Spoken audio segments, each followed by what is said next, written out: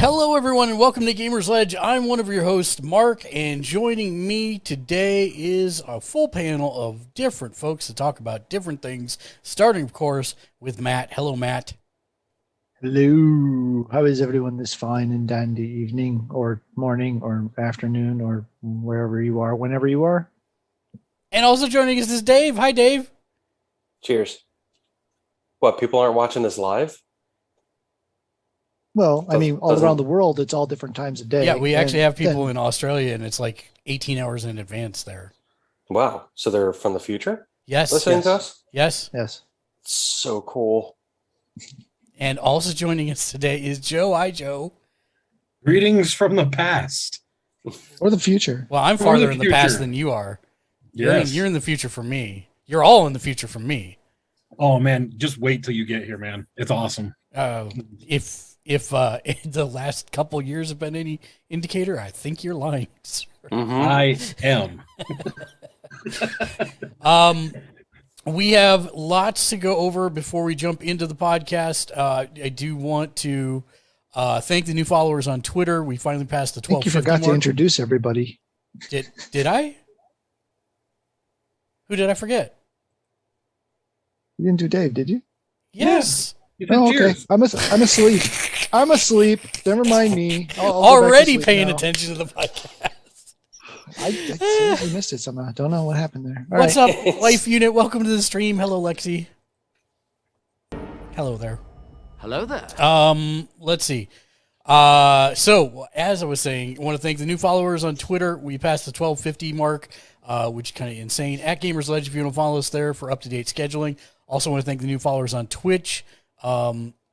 We have a few new folks in the last couple of days that I want to thank. Pet Fun Star, Naughty Lee, Samtastic Gaming, Blue Devils Gamer, Lorenity, Beefbringer, Cure World, Demon Quinn, Goofnet, Me Warrior Woman, Joe Drama the One, TCCEO Bear, Kamuto Winters, Topher Gaming Official, Salient Puppy, Raptastic 12, Big Viewer 221, Zimblatsky, Shank the Noob, welcome in. Oh, we're in the... Oh, yeah, it's the Zoom link in the appointment. Yeah, it auto-adds that stupid thing. Come on in, Shank, and then I can give you, while I'm finishing the list, then we can introduce you to. Raptastic 12, Big Viewer 221, Zimblatsky, Sanity TTV, The Mighty Beercules, General Ree, Nozong, Hot Rub Bubba, Shaggy Nova, Emmer Phoenix, Ty Star Wars, Go Easy on the Twitch, Eunice, Spectre X TTV, Ryukiza Flails, Darlin Bambi, and giant shoutouts to Kia Rex, Sabfaye, Mike Luciano, Talkin' Muffin, Rasa, Awesome Jen, Laughing Lasagna, Pet Cheeto, and WestyBond007 for the raids over the week. You guys are all awesome. It just sounds like you made all of that up. Yeah, I know. It does, right? But seriously, you can see. I just realized, how have I not been making a fake account every week to make Mark read it? You know what? You very well could. Welcome, cheesy burrito. Thanks And for dude, toaster strudel. I mean, there are some of them I have to censor because some of them are like really not family friendly, but most of them are just silly. Hats off to all you guys and your amazing handles. I mean, I think my favorite out of this week's, and that should be a new segment. What's my favorite name out of the last week's worth of follows?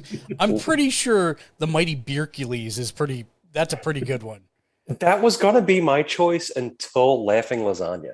Oh, so he's actually really, like, he's on every day. He's pretty cool dude. But yeah, in fact, when he came in the first time... The name is Laughing Lasagna. I don't like the implication that he could be anything but. Well, I mean, when he came in, chat devolved into a conversation of, would you eat food if it was sentient?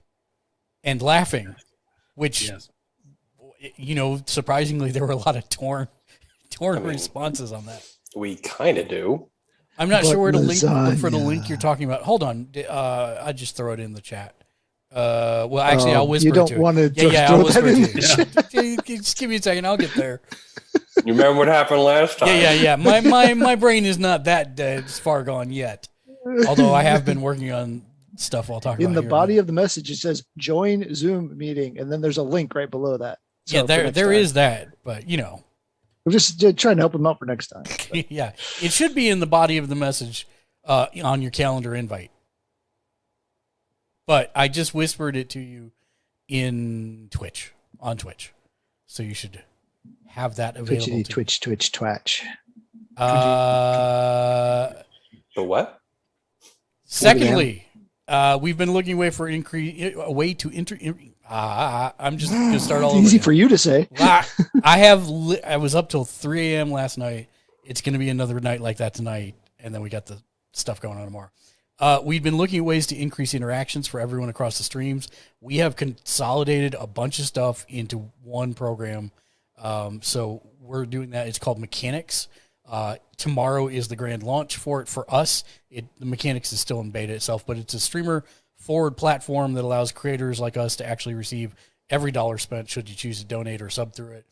We've soft launched. We have a bunch of rewards, ways for you to mess with us while we are playing games. But we are still working on it, adding new ones. And if you would like to follow on Mechanics, and this even counts for you guys, for those of you in the Gamersledge cache, if you will. There we go. It just put a link in the chat. And if you go and follow there, not only do you get free Stardust, which you can use to mess with me or Matt while we're playing, you can also get 2 points towards our subathon goals, which I will talk about when it comes to my turn about what we've been working on this week. So anyways, it's a nice thing because everybody can participate no matter what channel you're watching from. So that's kind of a cool thing. And our grand launch for that will be tomorrow. So we're pretty excited about that. Please do remember that sub bits and Stardust never required or expected of anyone, but we are appreciative of when you do. It helps keep us doing what we do. Third, we've partnered with and are sponsored by Z League, which is a service in which you can play in Warzone, Apex, or Halo tournaments with actual cash prizes and community challenges. And if you play in 5 tournaments in 1 month, you are automatically entered into a drawing for a PS5, which is pretty sweet. So the link is in the Twitch chat. Z League will take you right to there. We've also joined Streamers for Kids. It's a streamer group promoting Extra Life, which, if you're not aware, is a charity to buy sick kids in hospitals gaming equipment to make the things they're in for not quite as unbearable. If you'd like to donate and brighten some child's day, simply go to our Twitch page and go to the About section, and there's a link there that says Donate to Extra Life, our charity, and we will get credit for it. Sixth, if you are on Twitch, please don't forget to check in for 1 point under the chat box. I have the memory of a sieve, but point redemptions show up forever. So please do check in there. Also, if you're hosting us, please let me know with the 1 point. I'm hosting redemption since the Twitch alerts for hosting seem to be broken. Hosting helps promote us to Mr. Algorithm. So if you're not already hosting someone else, please do consider giving us a host. Schedule for the rest of this week. We are actually doing directly after this podcast over on Kokeshi Ken Media's channel. We will be doing our live AEW Rampage reactions reviews. And then tomorrow at 12:45 p.m. Pacific, 2:45 p.m. Central, 3:45 p.m. Eastern, we will be doing our first ever subathon that will be lasting for 12 hours on the dot. The very first 45 minutes of that will be the Fortnite season end event, and then we'll officially get things kicked off after that. So we'll be going till 1 a.m. Pacific, 3 a.m. Central, 4 a.m. Eastern. So feel free to join us anytime through there. You do not have to come and spend money. You can just come and chat and hang out. Make me feel better because everyone in the community, including my own people like Jimmy the Shank, who just finally got here and walked away, so I shouldn't throw to him at this point. I just noticed. Basically. Jimmy the Shank's chair, people, everybody. Yes. Welcome, Jimmy Shank's chair. Tell us, how is it like being the support system for Jimmy Shank? Oh, no, it's not a chair anymore. You know what? I'm just going to pin his chair up. Tell me, Shank's chair, how does it feel to have to pivot direction so often?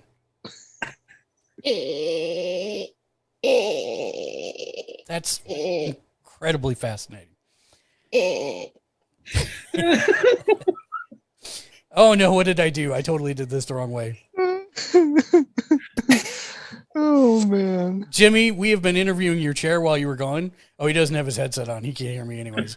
Yeah, this is This is horrible. I heard laughter as I walked away, or as I came back up. So clearly Yeah, some- I threw to you right as you left, and so we interviewed the chair for the last couple minutes. Oh, did you? Yeah, it was. How is the Joker? It How was is he? enlightening. Was it? It was a okay. little enlightening. Welcome, hello there. Thank you very much. Hello, sir. So yes, we will be doing the Subathon tomorrow, basically from 1 p.m. to 1 a.m. So come join us for that. Sunday we'll have streamer tech support at 2 p.m. So come join us if you are thinking about not in the hospital. Now, I mean, I have a story about that, actually. But, I did not redeem story time. Yeah, I know you didn't redeem story time. Actually, I must have him pinned now. Remove pin. There we go. Now Yeah, I was gonna say, boy, I'm getting a lot of FaceTime here. yeah, it's all right. Okay, so yes, that ends out this week. And then that's pretty much it for the announcements. So let's go around the room like we always do. First of all, hello there. Hi, Chihuahua. What'd you run into? A mess. That's what, Meep. You ran into a mess. Welcome in. Hello there. Thank you for the host, Matt. Oh my God, it's so good to see Meep up and moving I know she has recovered from her stabbing. from her vicious attack in this channel. Yes. And hello, Meep. Hi there. Hello there. Was it Chocobo Butt? It was Chocobo Butt. Yeah, Of man. course she it was got it. Chocobo Butt. How did I know that? Yeah, was I don't given know a- how you knew, but that was actually spot on calling. Yes. She was given a mod and just immediately turned around and murked Meep. Yep. It was Oh, pretty wow. ugly. Just bam, right there in front of everybody. Didn't try to hide it. No. Oh, it looked like you were driving in GTA, much like you drive in Nun Murder Simulator, the over the road trucking simulator. She murped you. She murked. She you. murped Meep. Yes, Meep was murped. Meep was murped. I am murping. I am Mur- meeping. Non-murder I'm simulator. murping No, Meeps? it's the merp simulator. No, it was not non-murder simulator, murder simulator from when you drive all those nuns in a van off the road and they die in a Meep flaming merp me fireball. derp. That's perfect. Meep merp Meep, we merp, derp. merp, meep, merp, meep, merp, meep, merp, merp. Oh, this is the quality content you come to Gamersledge for. Hard-hitting journalism. That's right, Brought to you by hard-hitting journalism. Gamersledge. I'm good with it, actually. I'm glad I'm 2 of these in already.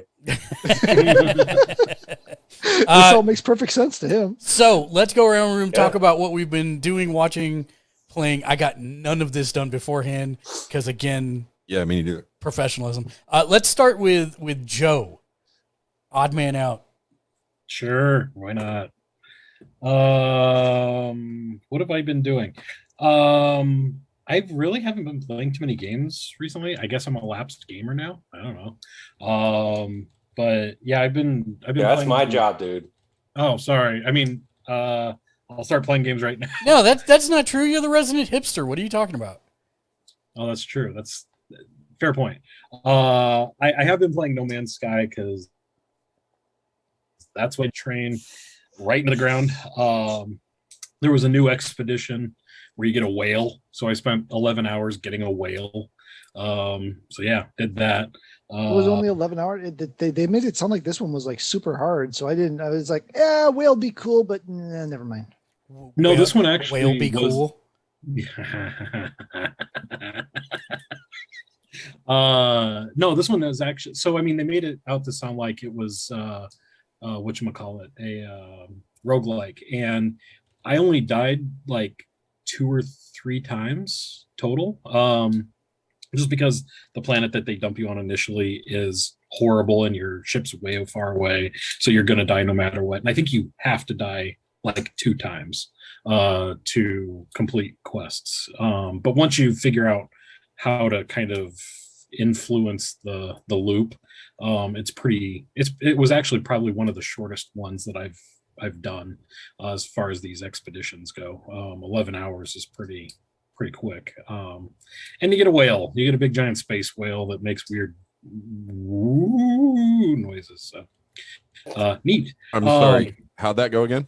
It was Ooh, yeah, just like Wow, that. man. It was And- just and like the is that first it- time. That was perfect. Is that the would you say full extent of what it does in the game? No, it actually is very similar to um, uh, what's it called? The ship from Normandy. Mass Effect. Yeah, it's basically a whale skinned Normandy. It sits outside your freighter, and you can send it on expeditions. And get Last lots time of I checked, whales don't breathe in space. Could you further describe the ruckus, sir? A oh. whale-skinned Normandy. I'm still trying to wrap my head around that. I love that. Meep says, Joe, you know how to woo people. All that Oh, woo. Yeah, that's awesome. And I've been playing Tiny Tina. I've played that game for probably like 80 hours. I still haven't beat it. I'm just apparently Really? going around. I don't know what's wrong with me. I mean, don't are know. you just doing all the side quests? Absolutely, yeah. Oh, I'm okay, doing- yeah. I Because I like hit- it took me like 20 to beat the game. yeah, I because hit I 40. didn't do any of the side quests. Yeah, I hit 40 long ago, and I think I'm like outside of the area where the final boss is at. I just have to go in and do it, but I'm doing all the other stuff and getting all the dice and Well, stuff like that. since Joe's on this, and it probably won't come back around. I actually think this might be the best game they've ever done. It's very good. It's very good. I like the leveling mechanics. The story, of course, is great. I mean, everyone's always had a very, soft spot for the Tiny Tina. Did you do the side quest? Did you do the side quest where there was a deceased pirate and he had a love that he just...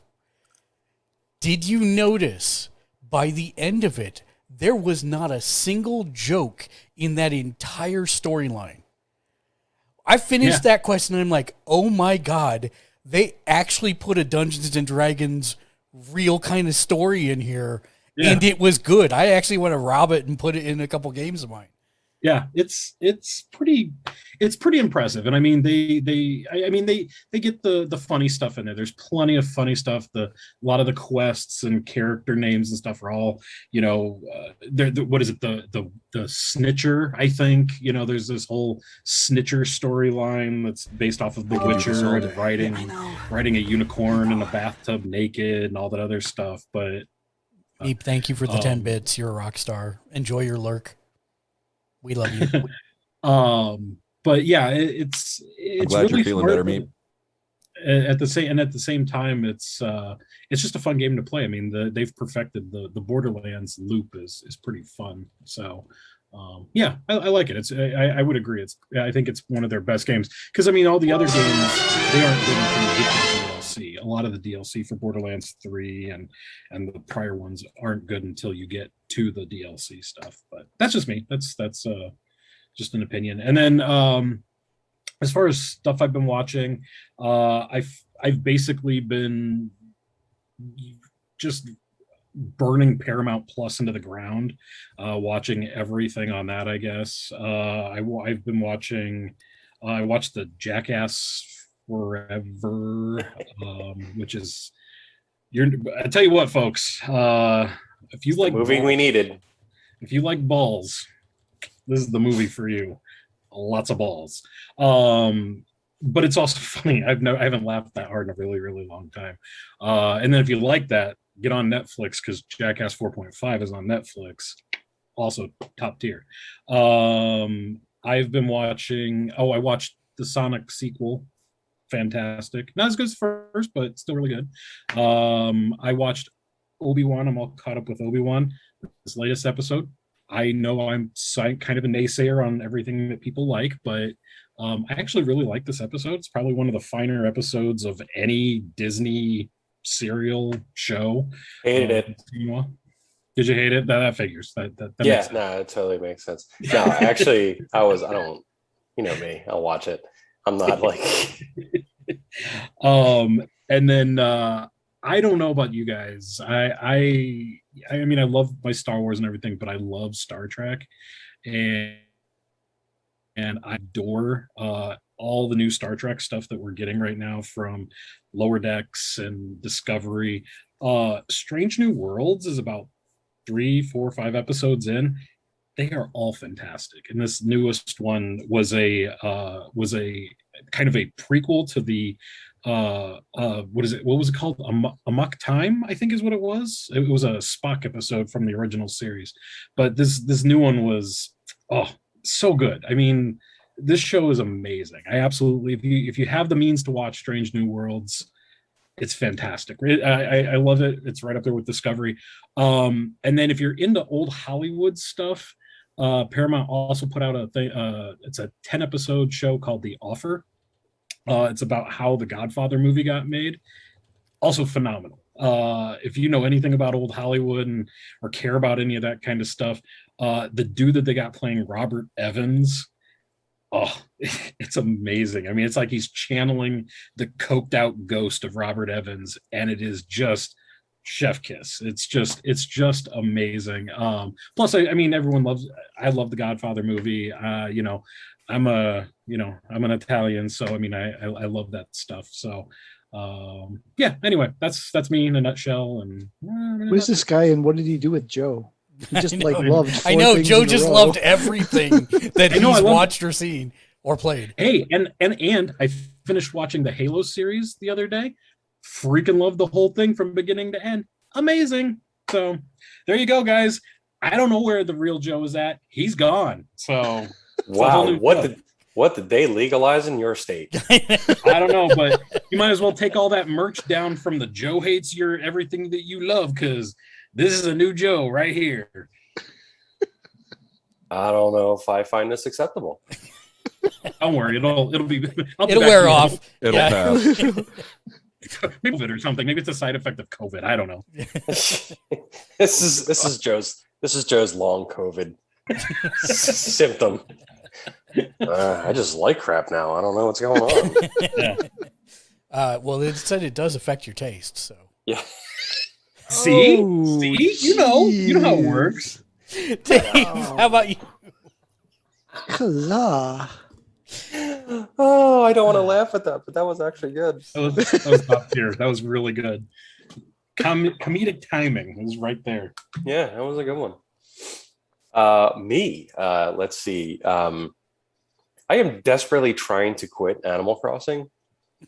No, you're not. I am. What are you talking about? You still play it on the daily.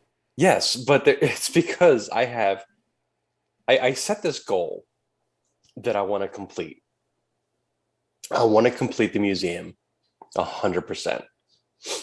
I am missing 3 paintings right now. So I only have 3 pieces of artwork left to get. And I'm really annoyed because one day, like, all 4 pieces that I needed were on the ship, but you can only buy one at a time. And I haven't seen any of the others since. So it's like driving me nuts. Isn't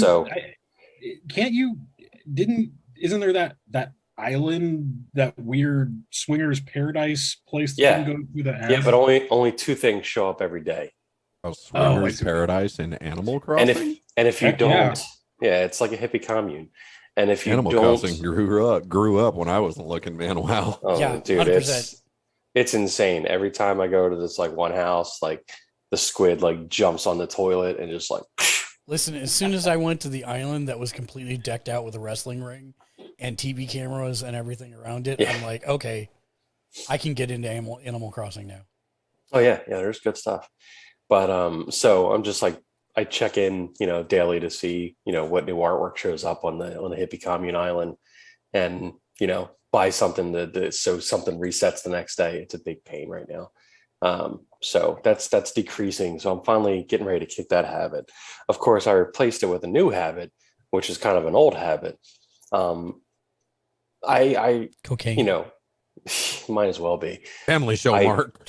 I opened up my game case and I was just like, oh, remember the first game I had, for the Switch, like when it came out, was my like, you buy the couple main games and then you buy some weird alternate game, just for kicks. It was Binding of Isaac. And oh man. Yeah. And and there's been some DLC since then. So I popped it in. I was like, let me buy the DLC. It's a fun game. Let me reward them a little bit. And I've just been playing that nonstop.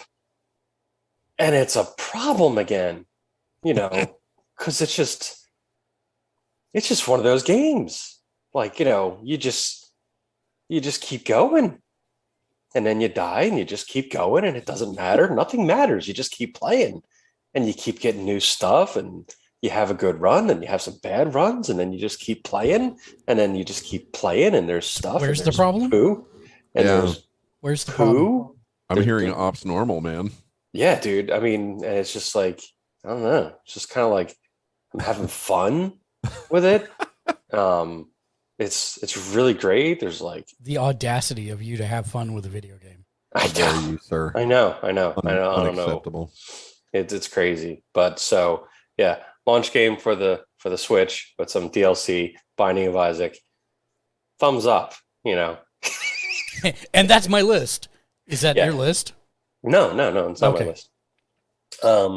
There was also what did I also play? Oh wait, there was something on the Evercade I played. Oh, what was it? It was some other fighting game that I ran through. One of the other arcade fighting games that are on that, probably like one of the Double Dragons or something. I forget. Streets of Rage 4. Also, I've been playing on the Switch more. I just running through that multiple times because that's what I do with Streets of Rage. You just keep playing it and it's fun. And Streets of Rage 4, if you skipped it, don't. It's a fantastic beat 'em up. It's pretty good. Yeah, I mean it's great. It's right up there with Streets of Rage 2. I mean it's a fun game. So definitely worthwhile. There's some fun modes in there for the DLC. I never played the DLC before. And there's like these there's a mode where you kind of like level up and change techniques, so you get some different fighting techniques for your characters, and you could like select them for the different. It changes the game up a little bit, and you got to like level up the abilities and stuff. Well, not like level up the abilities, but you earn points to like unlock other abilities, and you can switch your loadout basically for a fighting game. So that's pretty cool. So yeah, those are the main like games I've been playing. Oh, and I picked up Pac-Man Museum something because yeah, of course I needed that. And there's this really annoying Available on any platform. Pac-Man Museum something. Yes, it's I think there's a plus in it somewhere. But get this. I'm sorry, Pac-Man Museum something plus. Right. Ultra. on everything. Everywhere. How specifically vague? Yeah, dude, it's just search Pac-Man and like Oh, okay. Everything it should come up. plus. Yeah. But it's got like everything on it. Like it's got all the Pac-Man games except for Miss Pac-Man because that's like a thing they didn't actually do. But it has like all these like, Pac-Man games over in the arcades and everything like that. He's actually right. It's actually called Pac-Man Museum Plus. You thought I was joking. Mark looks defeated for some reason. So there's that. And it's got this really great, annoying like gameplay thing in there where like some of the games you have to actually put quarters into. So you have these like points when you start the game. And in order to play the game, you need to use one of these points. So I'm assuming if you run out of these points, you just can no longer play these games. But there's a certain subset of the Pac-Man games that you can play to earn these points. And like you'll earn like a point at the end of the game or something like that if you do really bad, or like, a couple if you do well. So you have to like constantly like play games maybe you don't want to play in order to play the ones you do want to play. And I just applaud that for their, what's the nicest, worst word I could say? Audacity? Nah, something worse than that. Like we're talking close to profanity here that we can get away with on the show. Howdy, go. What's the Welcome to the worst? stream. Hello there. No. What's the worst thing I could say? Mark, I need guidance on this or I'm going to drop something. Flipping, flirking. Yeah, they're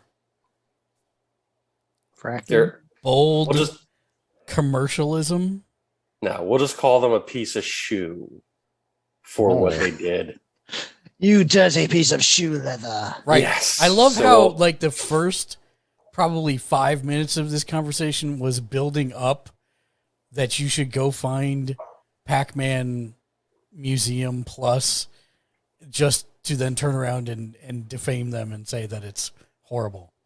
No. It's actually like the game itself is good, but that is an annoying little gameplay mechanic in there that, I mean, granted, there's nothing in there where you actually have to pay money to get coins, for that, but it's kind of like a forced gameplay loop. And it's just like, I don't know. I don't think it's going to play well to the My Freedoms crowd. Cause they don't like doing stuff they don't want to do. So that could be a problem.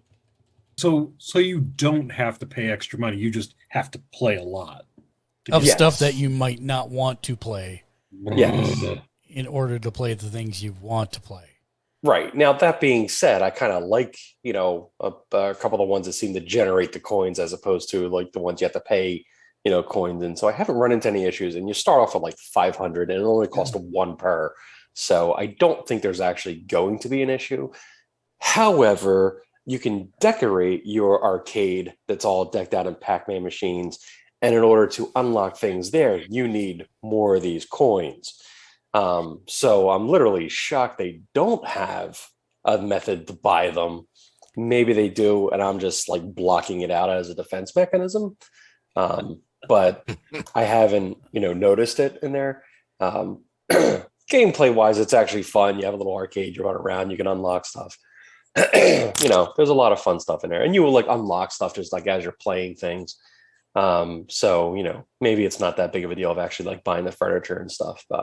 I haven't run into any issues that way, but if you have an itch for Pac-Man, you can scratch it, with that.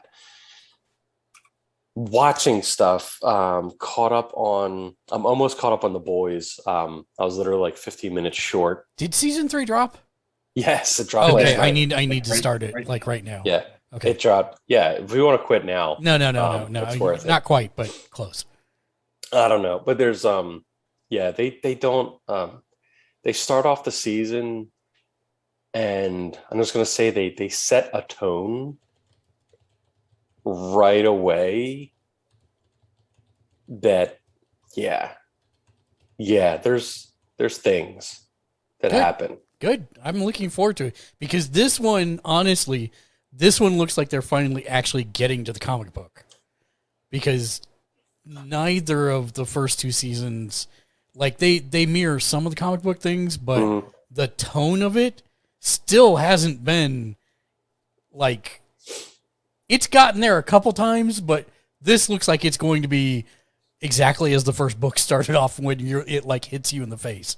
And it's I mean, I haven't actually read the comics. So full disclosure, you need there. to. And I know, and eventually I will get to it. It just hasn't happened yet. But this, it's just watch it. Caught up on Obi-Wan. Discovery. I think I'm not Discovery. Strange New Worlds. I think I'm like one episode behind, and I have to agree with Joe. Strange New Worlds is like the best Trek thing they've done in years.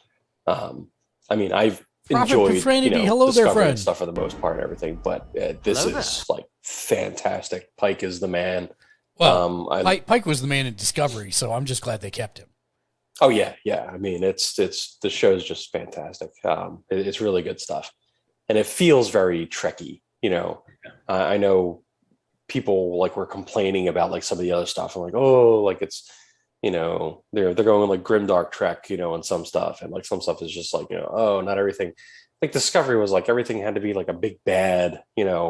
Listen, I've decided that I hate New Trek. What all the stuff they're doing, Picard, Discovery, I don't like it. Mm-hmm. But Strange New Worlds and that arc in Discovery where Pike was there and the Enterprise was there.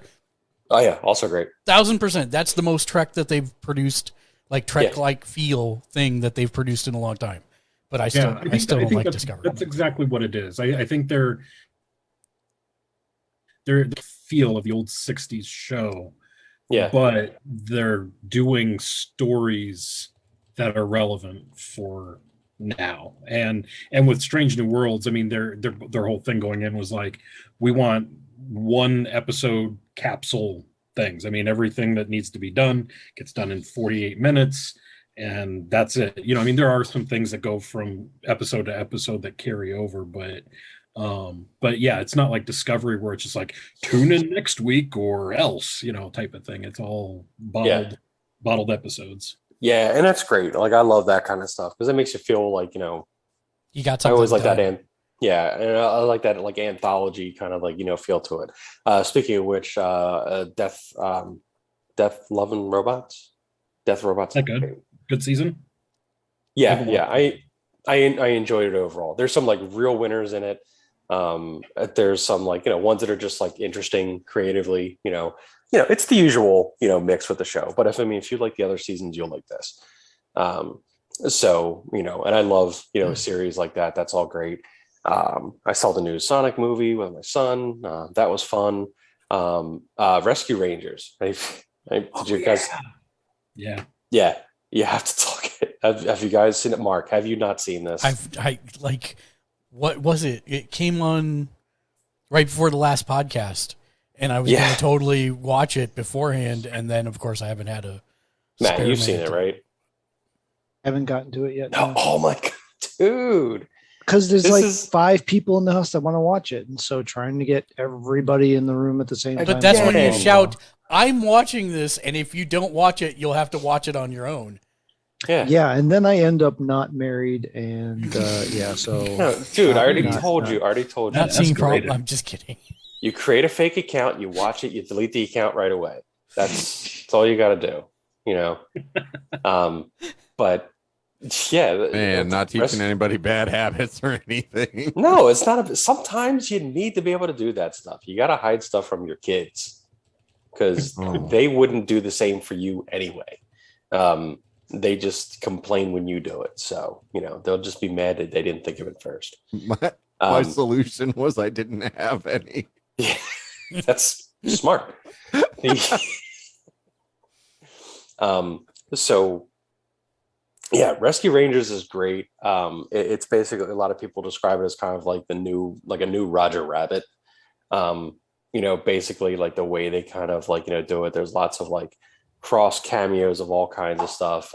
It's very well done. It's just a fun movie. I'm not going to say it's like the greatest cinema ever made, but there's a lot of, you know, there's a lot of stuff to chuckle at. And it's definitely a worthy watch. So I'm curious what you guys would think about it. It's It's definitely really on the list. crazy because when I watching the trailer, it's really easy to be like, ugh, this is going to be like Ready Player One, and it's going to be like every 5 seconds you have to pause and be like, ooh, there's a thing that I remember from my childhood, and it's just a big, you know, do you remember a thon? You know, it's just like this constant squeezing of your nostalgia. And yes, it's in there, but it's never so blatant and egregious like it was in Ready Player One, or, you know, that you're just like, ugh, this feels gross and dirty. It's actually funny. It's got a great story to it. And, Right. yeah. I That's mean, the what thing. you started to say almost sounded like Joe, and then you went back to the love train. So I'm not sure that I can. But Well, because- I was actually going to disagree with you. I never got that feeling. I got the Who Framed Roger Rabbit vibes from the trailer, not the. Well, I mean that's there because Roger Rabbit is literally in there. I mean, That's true. Oh, yeah. Spoilers. Well, I mean, they say that in I mean, and everyone's like, "Ooh, it's got Roger Rabbit vibes." Well, of course it does, because Roger Rabbit is in there. Everybody's in there.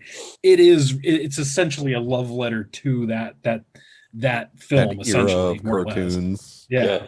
But it's also like the way that there's a lot of subtle things they do in it, that there's a lot of nice touches. Yeah. That I don't want to ruin for you, because like I know Mark will pick up on some of this stuff Yeah, and just like appreciate it. and I you am know, going to that speed you along just a little bit because Oh yeah. we do got to finish by 9:30. Yeah, wrestling. Watched wrestling. A lot of Yes. wrestling. Yes. So real quick, we'll talk about now. Double or Nothing. Yes. What did you give it out of 10? Overall, like Yeah. out of 10, I mean, probably an 8. Yeah, I'd probably say an 8. I actually disagreed with the main event booking. I thought that was a Really? mistake. Yes. You should have Really? you should have had him lose and then circle back around for it, just like they did for Hangman. He should not have won it right off the bat. I mean, I get that. the ratings. I know Giddy's a draw, whatever, but it wouldn't have hurt him in any way.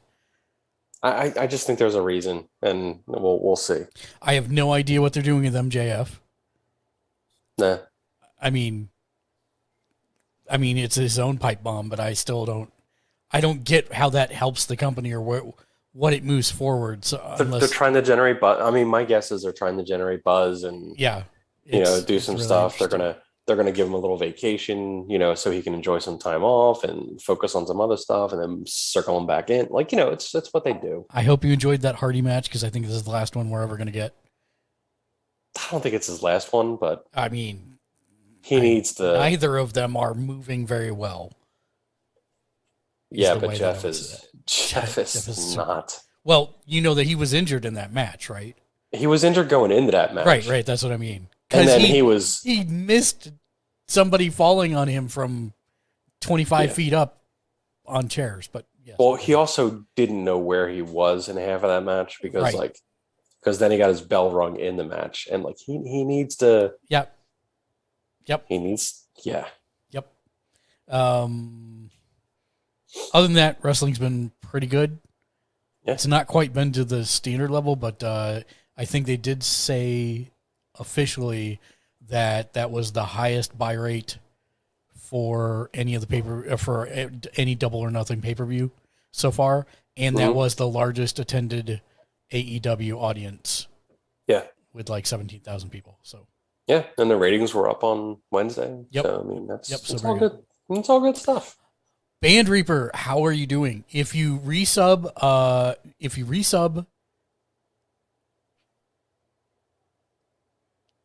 right now, yes, I will count it towards the subathon if you wanted to. Or you can wait till tomorrow if you have that ability. So either way, it's up to you.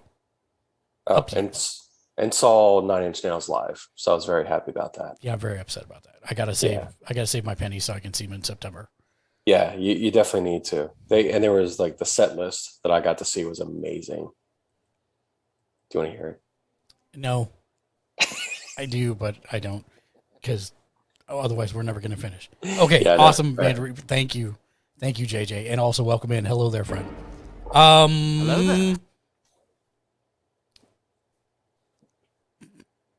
Matt's going to be the long one, so let's go with Jimmy.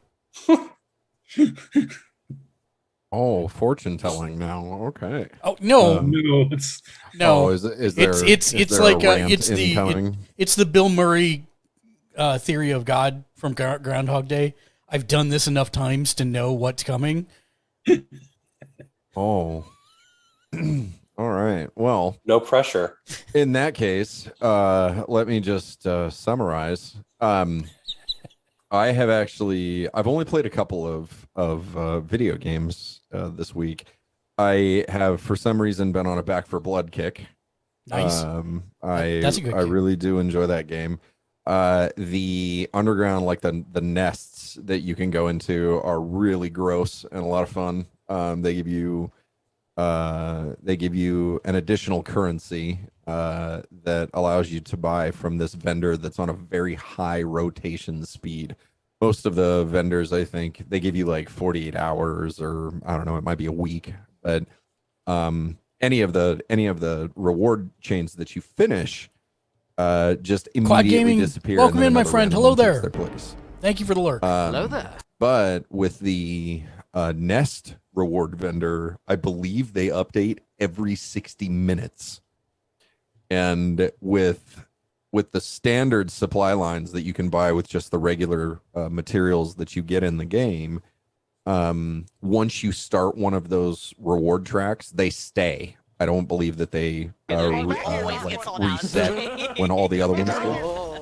But the upper tier rewards in the game are only from the new DLC, the nesting DLC. Hold on for a second. And they're in high We're rotation. in an ad break. Oh, good! Yay! Also, I'm doing shout outs while we're in the ad break. I wanted okay. to grapple him. I wanted to grapple him and say, get over here. Oh, I'm upset. Wrong way. There's seriously nobody here? Wrong way. Whatever. I give up. I love this dead air. It's not dead air because the clip's playing Oh, okay. while you're sitting there. Oh, right, right. It's fun and shot things. The opposite. Okay, she's out. Go ahead. All right, we're good. I'm just, I really love the zombie murder hobo type setup. Left 4 Dead scratched an itch. The game that I'm actually really excited about that's coming out sometime soon is Dark Tide, which is the new Left 4 Dead style 4-player co-op shooter in the Warhammer 40K universe. It's from the makers of Vermintide.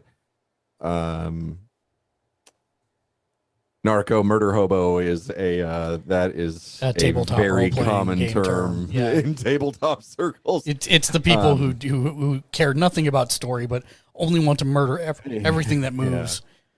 Let's just hobos. I did also watch the first gameplay and the release date announcement trailer for the game that I am excited for this year. That is Striking Distances, I thought he the was actually Callisto Protocol, or as I like to think of it, EA's many years long mistake.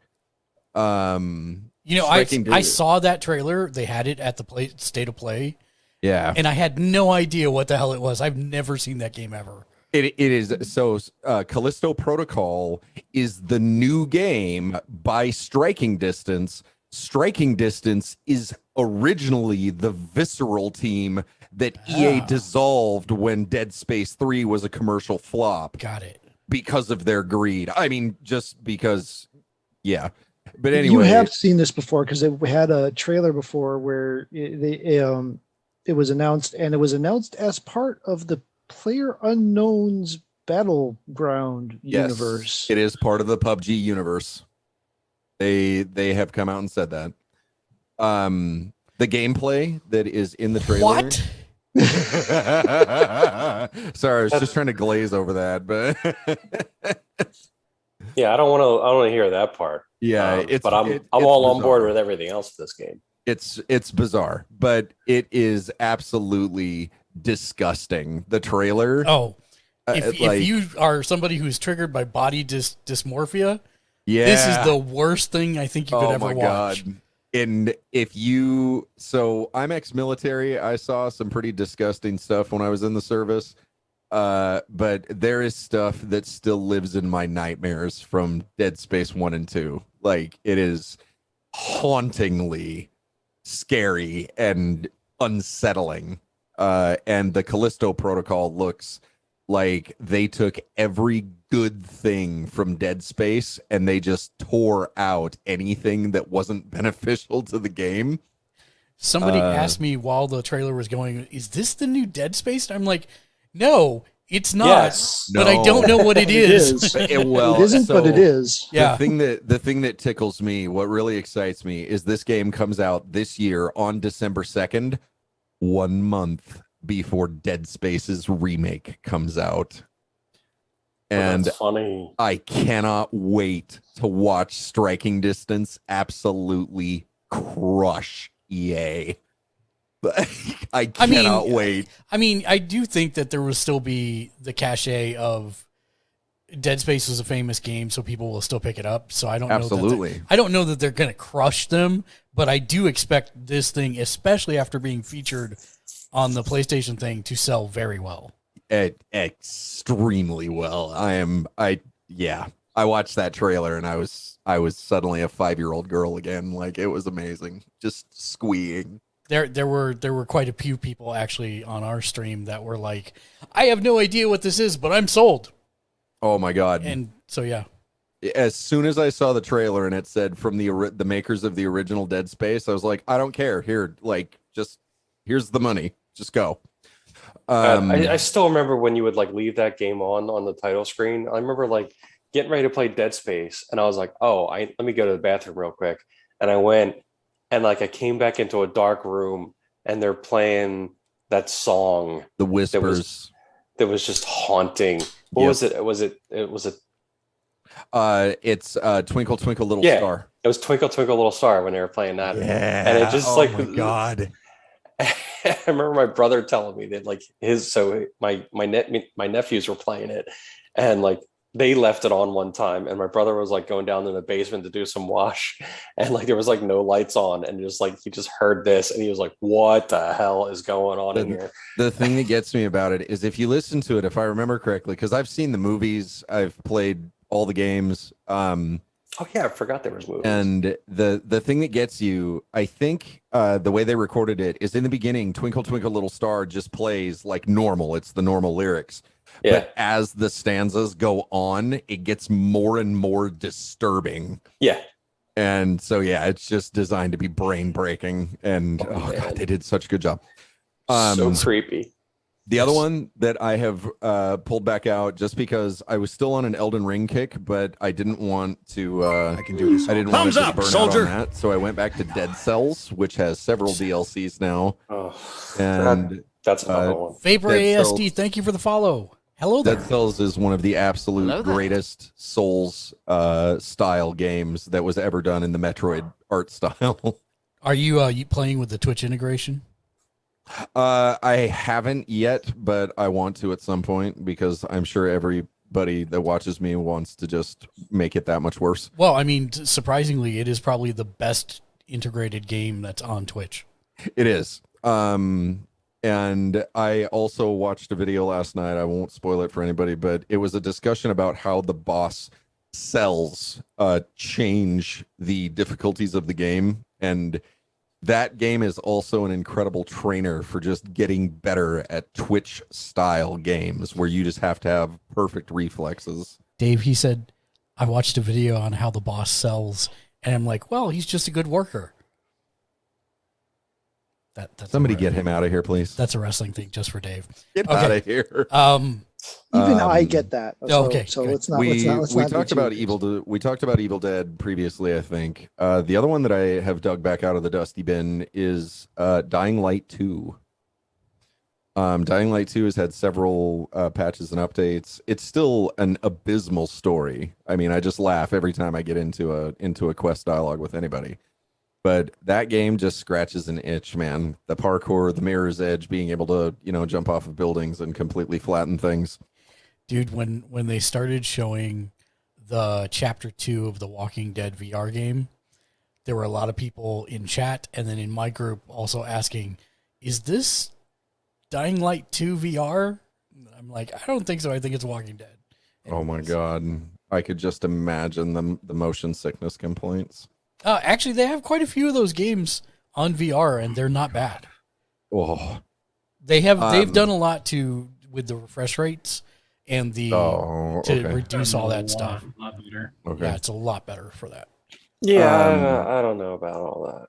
Last but not least, Mark, I told you that I participated in about a 3-year long Pathfinder campaign. Yes, and then it was coming to an end. It was coming to an end. It actually ended about a month ago. Everybody survived. It was absolutely amazing. And then we started playing a board game that some of you may have heard of called Shadows of Brimstone. Shadows of Brimstone, if you want to buy in, I think the original game is like $100, but with all the DLCs, it comes to like $500 or $600. Mm-hmm. And the way they set this game up is, hey, let's take a really, really cool, fun, complicated Cowboys versus Cthulhu's tabletop RPG and turn it into a procedurally generated board game. And I have been enjoying this immensely. If you've ever played like Wasteland or Fallout or anything like that, it's that with a bit of a more Wild West bent on the survivors and the setting.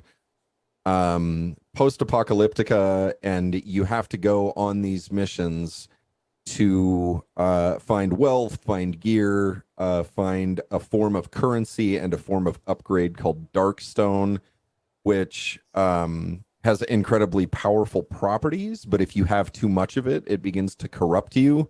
That can cause you to mutate, turn into a monster, and you end up being the boss monster that your buddies are trying to kill in the next mission. What's the downside?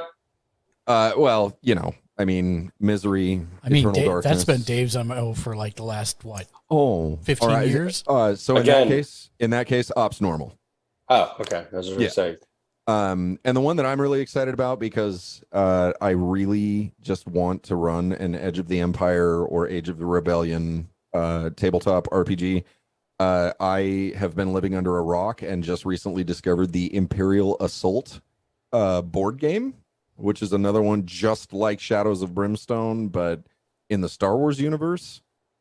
So my weekly plug for Mark, download Tabletop Simulator, and there is a fully realized board game of Imperial Assault and Shadows of Brimstone. And they are both Death Monster. And Kingdom Death Monster. Also, Horizon Zero Dawn's board game is on there. It's and Dark Souls. And Dark Souls. Yeah, I don't know how they haven't gotten a cease and desist from everyone. And Bloodborne. Yes. Oh, yes. Bloodborne, the tabletop game, not the video game. And not the card game. Yeah.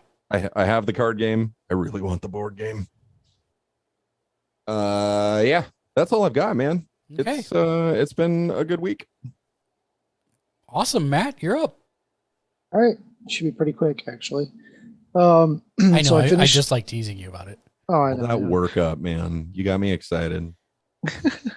I finished one of the endings on Blasphemous, and so I'm cleaning up a few things to get the second ending. It looks like I accidentally locked myself out of the third ending, so I doubt I'll new game plus it just to get the third ending, but we'll see. It's really good. Solid Metroidvania with Souls-like elements. Thank you. Yes. No, that was it. I had no idea what you were talking about. Oh yeah, it's I've talked about it last time, I think, but it's a Metroidvania with Souls-like properties. It was in the last PlayStation Now update, so I had gotten it through that. And it's solid. I guess it was a little rough in its original form. So if you played it way back when it first launched, gameplay was a bit rough. There's been 4 major updates plus tons of incremental patches. It plays really well now. It is a melee range Metroidvania. There's very little ranged abilities. So I'm sorry, I turned away for a second. What game are we talking about again? It's called Blasphemous. Oh, yes. Okay. Yes. I'm on board. So, yeah, it's a nice little light soul. There's some light souls elements to it, but otherwise it's a pretty standard side-scrolling, pixel art Metroidvania type. I like how you called it nice.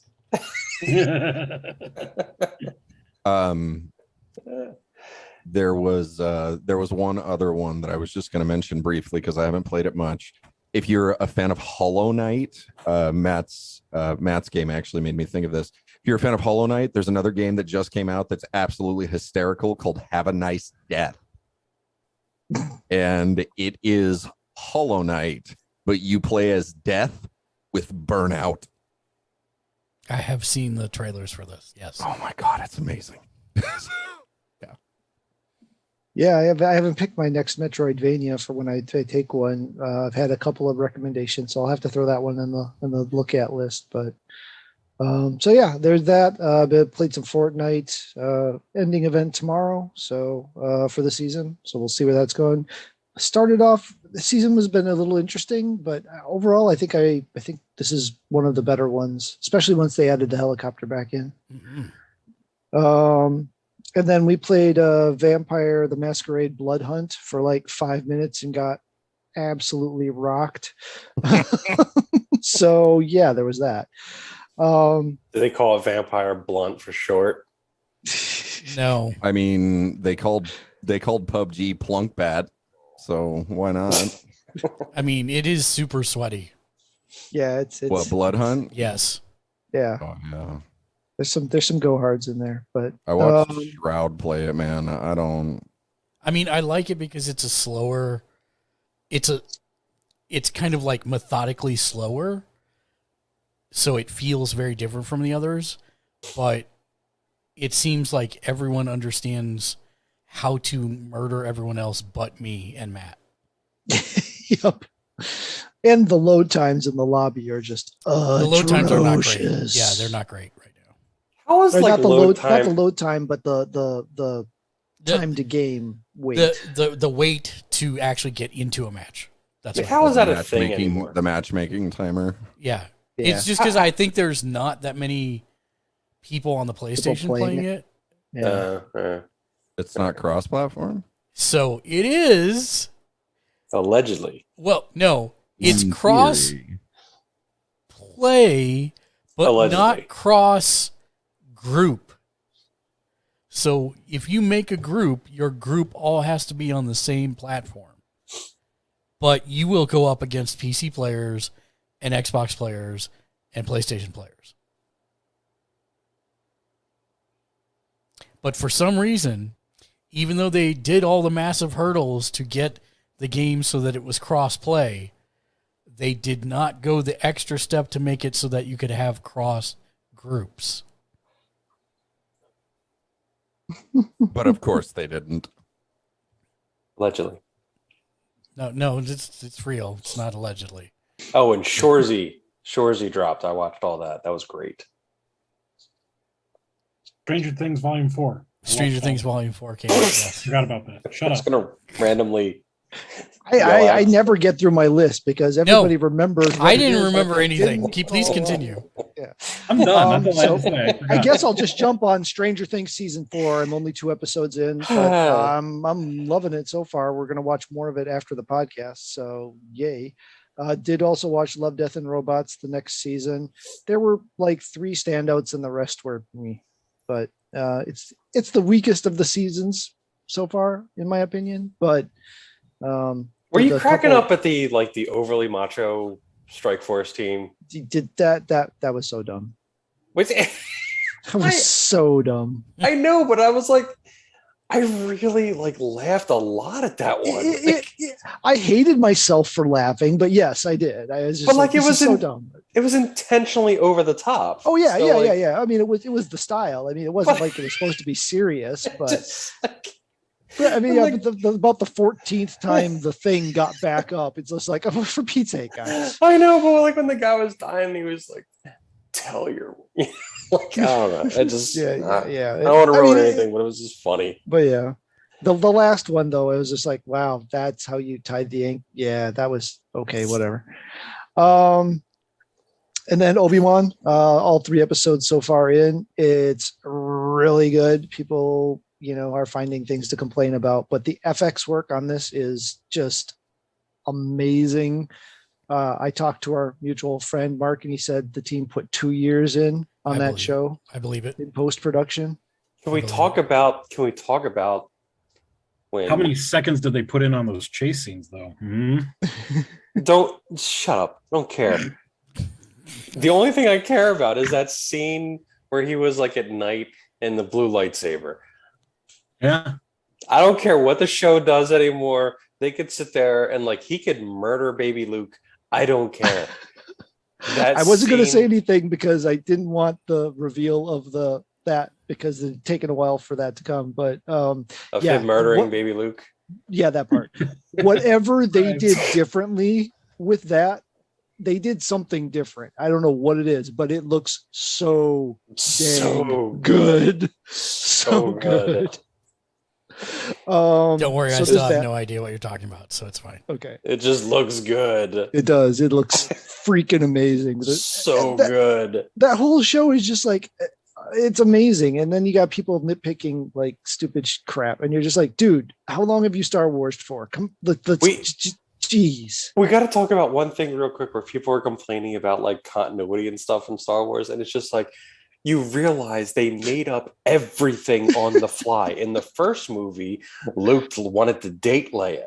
They had no idea they were brother and sister. In the first movie, they didn't have any idea that Darth Vader was Luke's father. None of that was planned. And it's very obvious they've been tacking things on just as they go.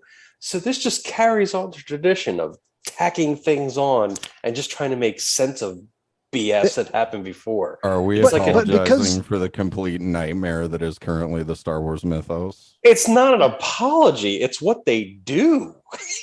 Yeah, and I mean, there's Filoni is involved with this, so some of the more glaring things are going to get resolved. So, sorry, what was that, Joe?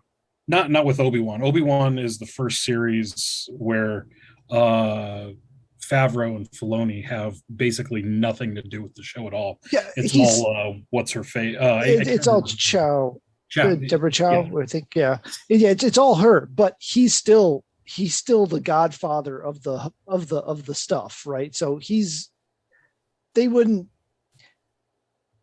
with him involved, basically he's got the keys at this point. And so the major things that look like plot holes right now are going to be resolved because these are things that he would caretake for, I'm sure. But anyway, and I'm really thinking there's really only one major thing right now with the apparent death of a character. I mean, I haven't seen it yet, but I went on Rotten Tomatoes and give it a 0. Oh yeah, the review bombing. So Rotten I Tomatoes is such a useless tool at this It is. point. I don't understand how they killed Luke already. Yeah, Like, how are they going to explain that? I mean, you're only wanting to make me watch it more, to be honest. Okay, so I've Dude, also- it looks, that scene with the thing looks so, like, Mark, you'll be like, okay, I'm this planning is on worth it. watching it. I am planning on watching it. I'm planning to. Dude, when? You have no time I know, but for anything. I'm still gonna try. You're going to be, like, playing stuff until you puke tomorrow. What's going on? We'll see. Like, it's, you're not going to have time. See, this is why my section takes a long time. I know. It's not my fault. I know it's not your fault. I know it's No, not your because it's not, it's, Yeah, okay. don't Wait, you blame Dave. Matt. Wait, This Dave, is just Dave, when, Dave, wait. it's when the alcohol kicks in. I know. I got it. Matt, what else did My you play? family. Excellent. Keep watching that. It's a great anime. Go ahead. And I said Stranger Things season 4 already. Go Lion. I found out Crunchyroll has Go Lion on it, which I've always been curious and how it compares since that's the main source for Voltron. Yes. And it's kind of garbage. Voltron improves on it in almost every way possible. If you want the So- garbage one, find the Voltron 3 series. Okay. I remember seeing that when I was a kid, and I never found it since, and I kind of thought it was one of those Shazam things. Yeah, no, it's a real thing. Okay, so it did really happen. It did right? really happen, Okay. and all right, it's that's all I need. horrible. But yes, so if you're not familiar, Voltron 1 was the vehicles, Voltron 2 was the lions, and Voltron 3 was just a robot. And the Voltron 3 never... I don't think it actually made it... No, I think actually they did bring it for like a very short run Yes, to the States. they did. But it's no better in Japanese. It's dumb. Yeah, well, It's no well, Mighty Orbots. No. I never put two and two together that Go Lion is literally just five lions. Mm-hmm. Each Duh. Nissan. Oh, yeah, it is. Yeah. So I never put that together until the show basically. The show is full of these awful puns. Like Mark would probably love it because it was just full of these terrible, terrible puns. It's like they weren't even trying at this point. It's like, oh wait, mecha anime aren't cool right now, but we already made this thing, so let's just make it intentionally horrible. I mean, But, yeah, I could tell you that I wouldn't like puns, but I'd be lying. Yeah. Mark, it's garbage. Someone You get would him love out of it. here. And the thing I haven't started. started. The thing I haven't started watching, but I want to call it out anyway because I want to remind everybody about it, is the Orville season 3, which is not called season 3. Oh, is it started actually back up dropped? this week? Start today. Started today. Wait, what? Hulu, hold Hulu in the U.S. and Disney Plus pretty much everywhere else. Guys, I gotta go watch. Yeah. Like now. No. Okay. My list, I played Champions Online. I'm sorry, what? Yes, I played Champions Online. It's Champions Online. Fork Knife, Tarkov, I got murdered. Yeah, everybody's sensing that they wipe the game every 6 months because it's perpetually in beta. It's been in beta for the last 4.5 years. They And do this- that for tax reasons. I learned that. Well, they're in Russia, so I'm not sure they have to worry about that. But Even more reason. but basically, there are two factions. You basically play your character that levels up, but if you die, you lose everything on it. And then you have the other one, which are called scavs, short for scavengers, who you spawn in with random gear, and you get anything that you can pick up during the run, and then you give it to your character that actually gains experience. No one is playing scavs. Normally it's a 50-50 split. Everybody's just trying to level up their PMC at the end of the thing now, so no one's playing scavs, so it's really hard right now. It's really sweaty. So anyways, Tarkov has been a lot of fun, but very hard. Evil Dead the game, got my Ash to level 12, I think. Family show. Yes. Basically, I think the dumbest thing that they did in the game is lock out characters from one another. I get why they did it, but everybody wants to be Army of Darkness Ash, and so if you get to it first, then generally people leave the lobby, and if they leave the lobby, it crashes the lobby. So that's not the best. But I am very much enjoying the flow of that game. I think it is like, I know it's not by the Dead by Daylight team. It's by the Halloween, or I think it was the Friday the 13th team.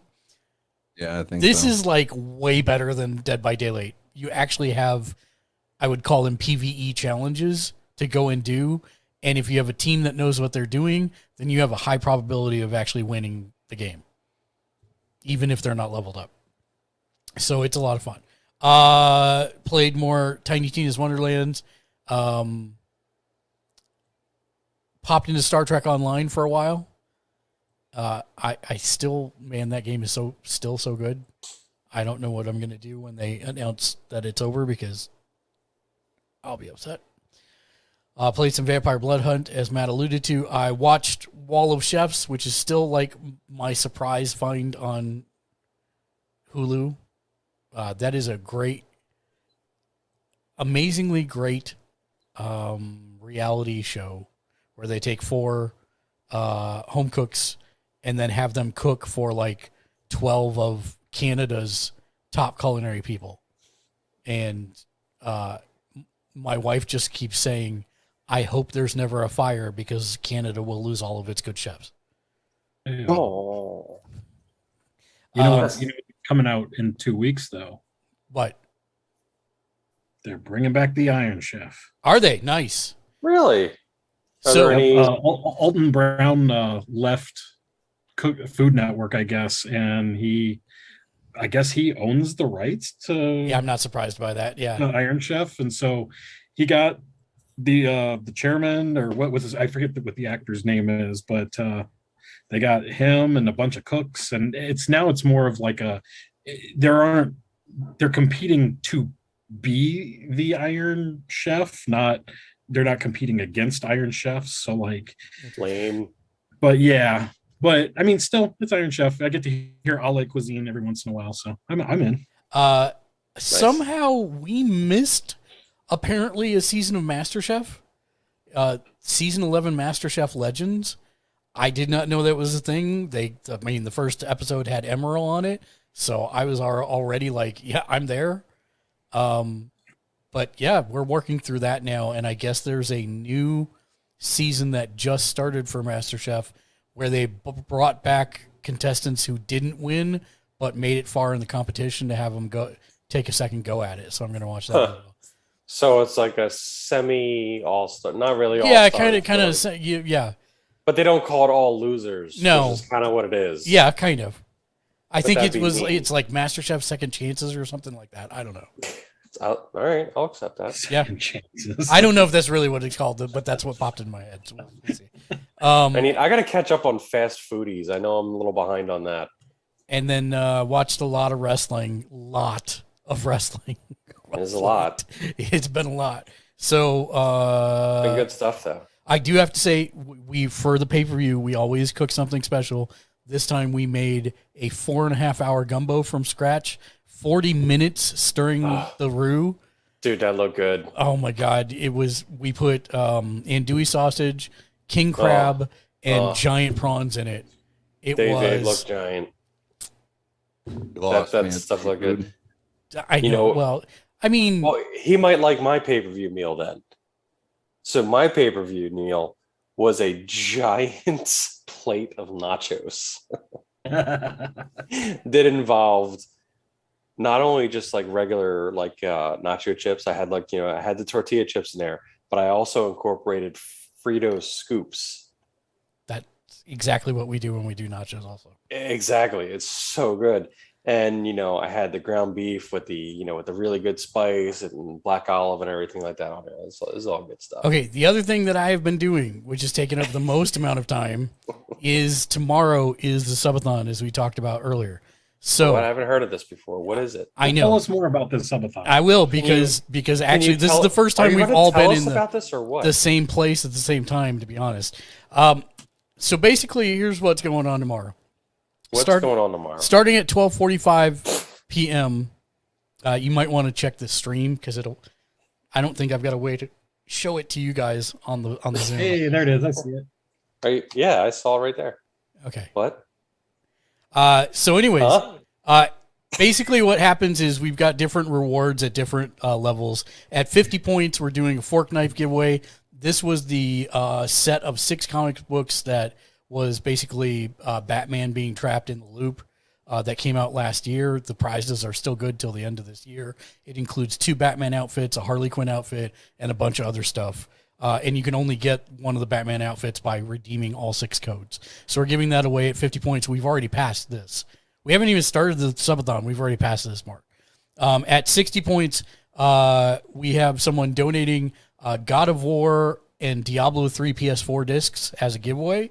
And I will be eating a Snickle. And if you're not familiar with a Snickle, it's a Snickers bar with a pickle. Now, technically, you're supposed to stuff it into the pickle.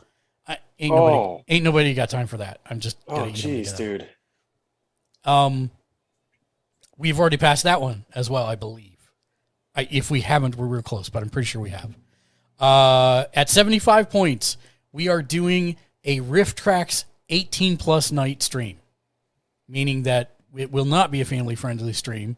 This is actually one of the most requested things we have on the channel. Everybody has loved the Rift Tracks games, and they are begging for please take the bumpers off the rails and let us go insane. So we're going to do that at 75 points. At 100 points, now, because Matt's the only one who's generally actually in the gaming streams, I don't think any of you actually, Jimmy, you have heard one Ozark story. I know. So we actually have a redeem for 10,000 points. It's our highest redemption thing on the channel points, where we stop whatever we're doing and I tell a story about the Ozarks from me growing up there, which are usually hilarious and also generally involve death of some kind, like narrowly avoiding it. I have a special Ozark story that I'm telling at 100. So that's probably going to be coming up real quick. 125 points. Whoever the highest contributor is at that point in time, when we cross 125 points, we'll get to pick any song for us to react to on our YouTube channel, and I will do a post-produced piece for that. At 150 points, Lexi turns me into a strong, pretty princess. She's giving me a full makeover. Like, she has like 2 boxes worth of makeup to try and put on my face, so that should be fun. At 175 points, we do a community rock band night where the community will pick every song that I have to sing. So I expect that to be not fun for me.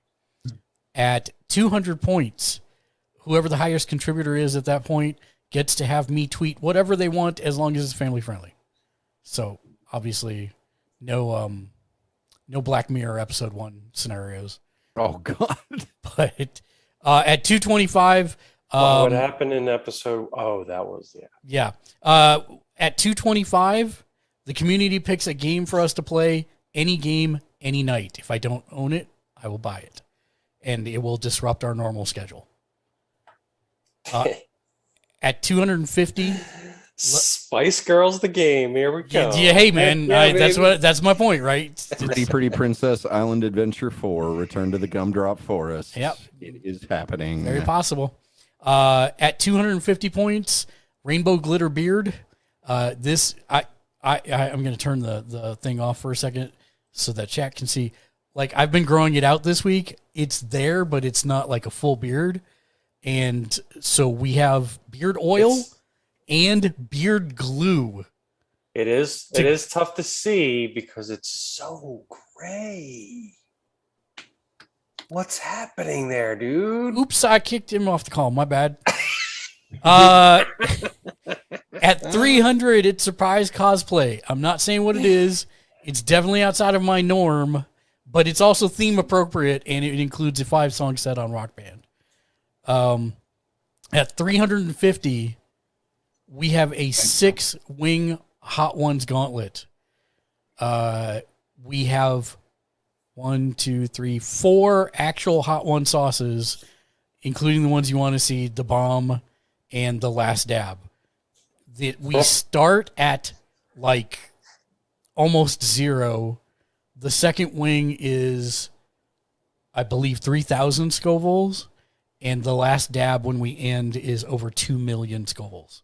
Yeah, that escalated quickly. Yeah. I mean, with 6 wings, you don't have much of a choice.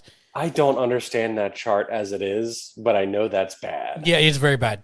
That could hurt you in like an hour. Oh, trust me, I'm well aware that the only one that I'm really actually looking forward to, I thought was going to be hotter, which is the Carolina Reaper Scotch Bonnet Blueberry one.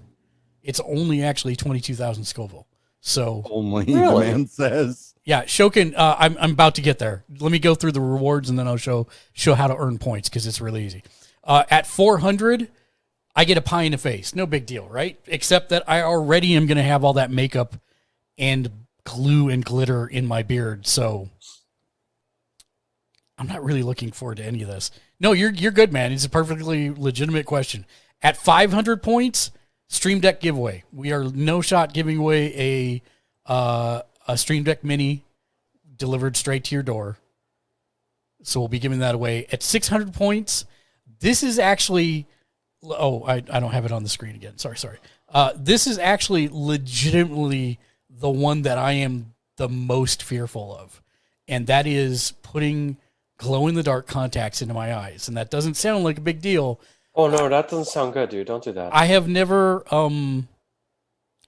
had anything in my eyes. I have a intense irrational fear of anything near my eyes. The few times that I've had like medicinal eye drops, I have legitimately had to have someone kneel on my shoulders and another person hold my head still so that they could get them into my eyes.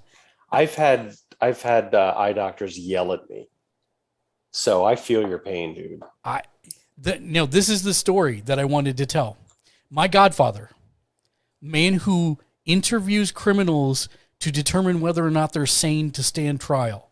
Very educated guy, very even-keeled. I've looked up to him my entire life. As he's walking out the door 2 days ago in the morning, he turns to me, stops, and turns to me and says, I would ask you to reconsider the contacts reward on your subathon. Those should have never been passed by the FDA as safe. You can permanently damage your eyes. Don't do it. And then turned and walked away. And I'm like, what?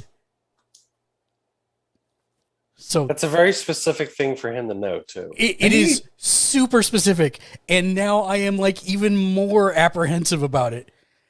But, it's on the list. If we hit 600, I'll do it. And then can't we just like, instead of doing that, just like squirt a little of the Carolina Reaper stuff in your eyes?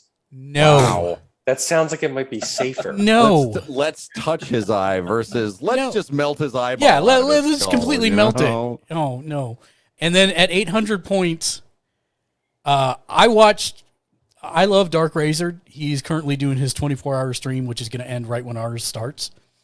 He got his legs waxed today. He used the strips. Oh, dude. We are not turning into, using like, strips.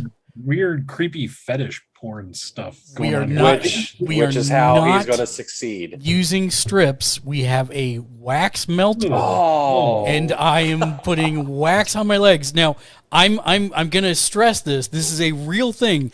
I am Shell Knob, Missouri's hairiest legged man. Like, that is a title that I won in this town. Dark Razor, you couldn't see any hair on his camera. You can see the hair. I mean, I can just show you my arm hair, and you can see I have a lot of freaking hair. Yeah, I remember meeting Mark one time, and he was wearing jeans, and the hair was coming out of the jeans.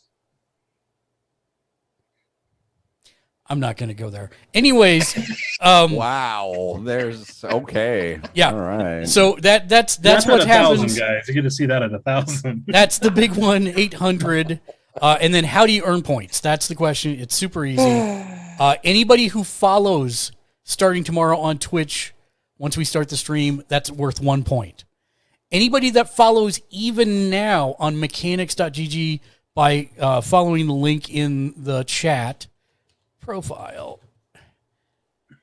I'm going to count. I'm going to count all these up first thing tomorrow, and they're worth 2 points apiece. And then anybody that follows during the subathon, so you don't have to spend a single cent, and you still can contribute towards this by following on Mechanics, and that even counts for you guys. Any of you guys that are not followed, that still counts 2 points just for following. And you'll notice that a Twitch sub or gift sub is worth 2 points also on Twitch. And then if you do subs through Mechanics or gift subs through Mechanics, then they're worth the following ones down there below. All the way up to 24 points for our biggest, stupidest package. Mark, did I ever tell you about the time that I had eye surgery? Ugh. Jimmy, is it going to be something that makes me not want to do this even more? Because if it is, I don't want to hear it. Like my own computer was trolling me when we were playing Fortnite because it kept feeding me the Hot Ones lose emote that I had plugged in there with Idris Elba, where he was like choking, couldn't talk. Yeah, bro, that's because Daddy Bezos is listening in to you. I'm sure that's the case.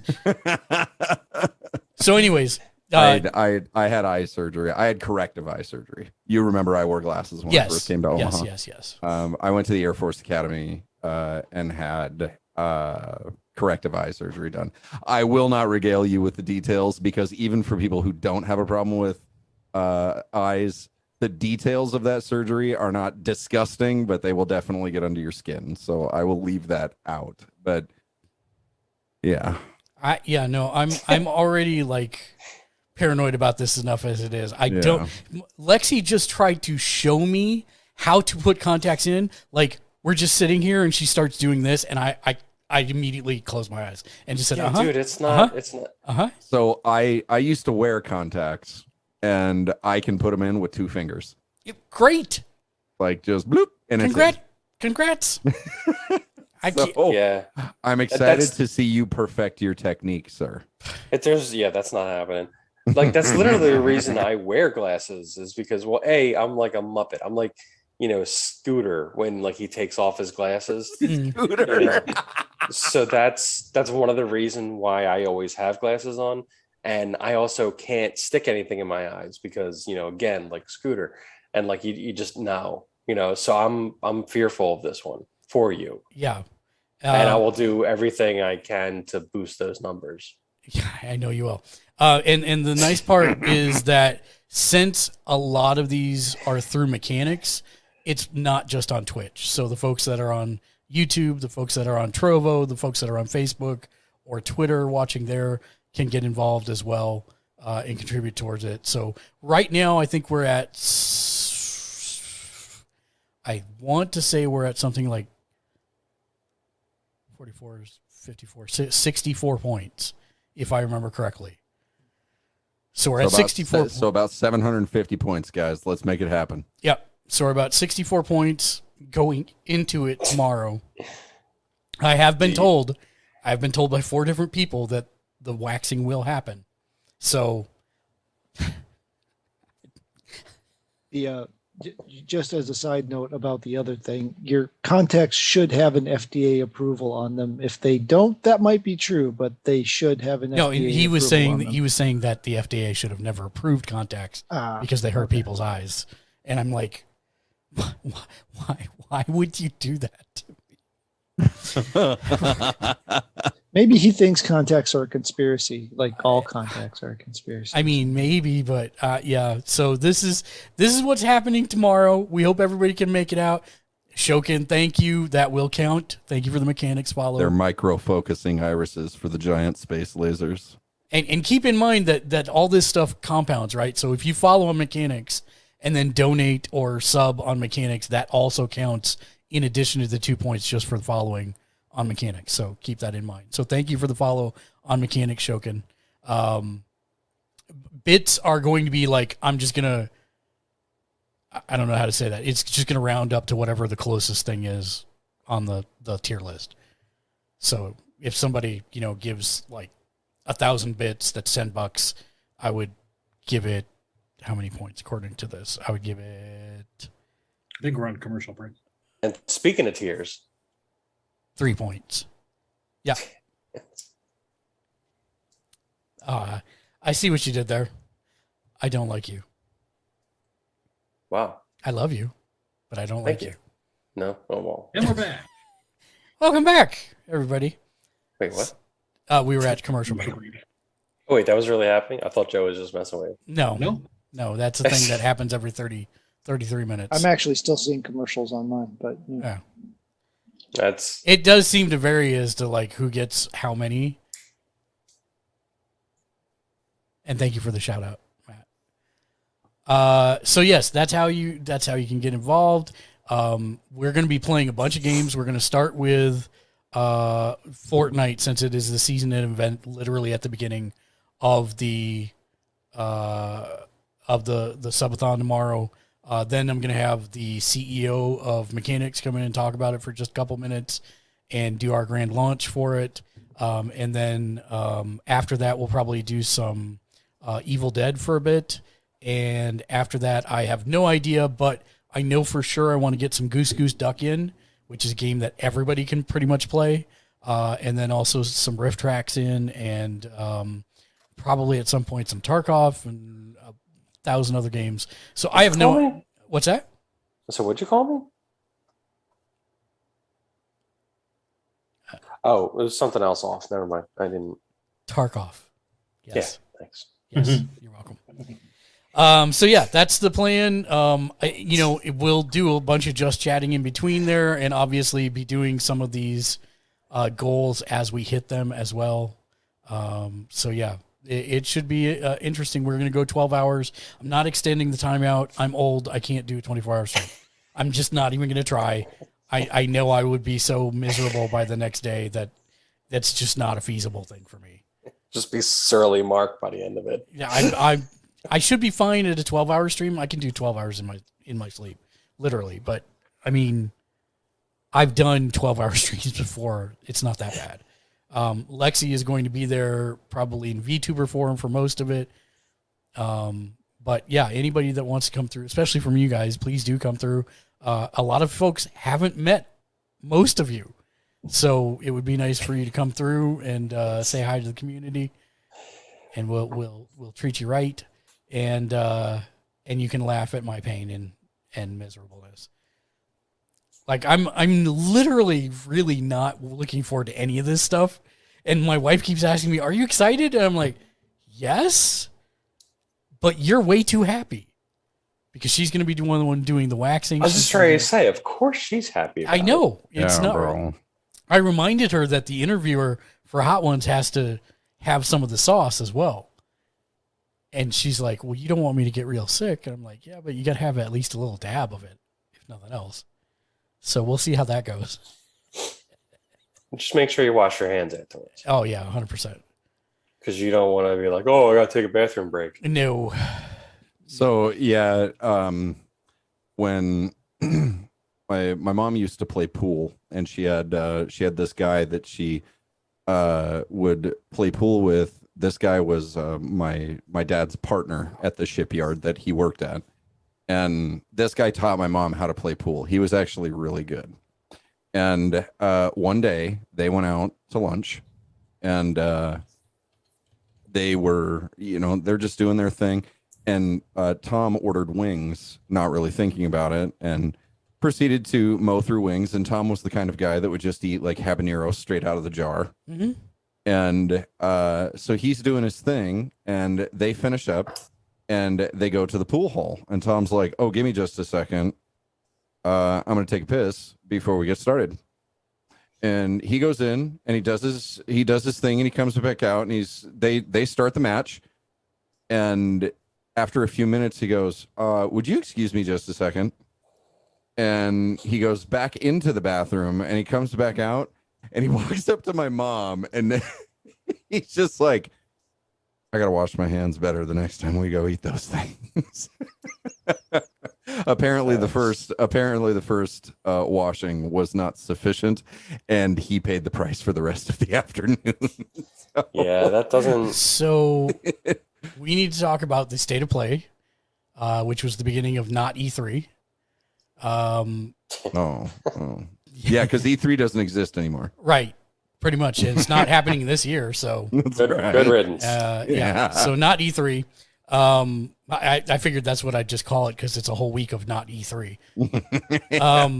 But they started with the Resident Evil 4 remake, which did look good, surprised a lot of people. They showed that there is a Resident Evil Village PSVR 2 giant woman stepping on you sim coming out. So there's that. Oh man, the fetishists are going to have a good time with that one. Yeah. Hey, they actually showed. forget- They actually forget- showed. Oh, I'm sorry. Go ahead. Go ahead. No, go ahead. They actually showed three PSVR 2s: Resident Evil Village, The Walking Dead: Saints and Sinners Retribution Chapter 2, and then Horizon Call the Mountain, which was a bit of a. I think they did it on purpose, and I chuckled about it. They made it look like it was going to be completely on rails with the beginning of the trailer for it, but it is actually a full move around and battle dinosaurs, robots, and it looks really interesting. But they did not show the PSVR 2, nor give a date, nor a price for it. So I'm guessing at this point it's just not coming out this year. Because if you want people to start saving for holidays, then you now But people don't even have PS5s yet, so that is also a true thing. Yeah. so why are they going to release something else for it? Well, I mean, I'm for the shocked people we're who even- do, I'm Because shocked they we're even have getting the money. games. yeah. They don't. Sony doesn't have money. Well, Oh, do they not? Sony does not actually, not so They're doing much. okay. Like They're doing- Sony Computer Entertainment has money. SCEA has money. Of course Yeah. it does. And they're giving it to everybody else because they keep making Morbius. Re-releasing it in theaters. Thanks, Which internet. is like So then somebody they needs to slap their marketing. they announced the PC port of Spider-Man Remastered, which I mean, Like the new one that was on PS4 only? yes, that is correct. Oh, all right. I'll give that a whack again. Yep. Yeah. They did show us a new trailer for Stray, which drops, I think, like in 2 weeks. No, 1 week. Yeah, 2 weeks weeks. alongside the new PlayStation Plus. What I do want to take pause here. So, am I just paying $60 more to upgrade my existing Plus, or am I going to have to pay $120 as soon as this thing starts? Who knows, dude? It looks like you'll pay the Delta. So Okay. All right. if you're on just regular Plus now, you'll pay the Delta to get up to whatever tier it is good. that you want to get to. Because I was sure they were going to make me pay $120. I was going to be really upset.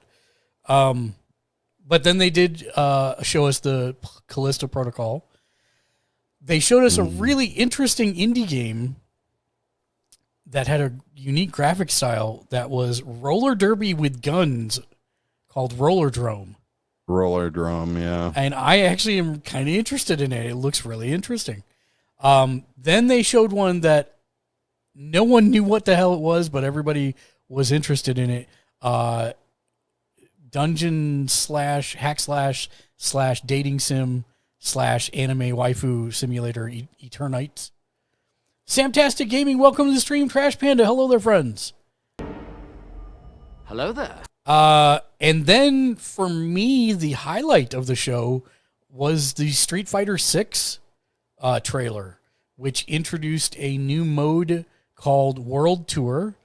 And it looks like they have created a stylized version of New York City. And it looks like you'll be able to create a character and battle in the streets, actually fight in the streets to level your character up. So it was pretty interesting that the other inferred thing, or the thing that I'm thinking they are going to do, is if you want to learn to throw a Hadoken, as an example, you'll have to go to Japan and trade with Ryu in order to do that. But that makes me think that you can actually build your own martial art, if you will, your own move list by training with different people across the world. And I don't want to be a generic looking dude. No, like, it's it's going to be a creative character. I know, but like it. You could be the one that they have. The guy in the thing basically looked like Hook. Oh, that's different. All right, maybe Hook, but that's. I'm not joking. Soul Calibur 6 is where I immediately went Trash Panda. Yeah, and I mean he really did look like Hook, but then they put a hoodie on him, so you couldn't tell. He looked like generic dude, and then he basically walked down the streets, get into fights and stuff, and then you see him eventually. Now, one of the things that was not clear is it looks like there may be a tag team mode also in the game.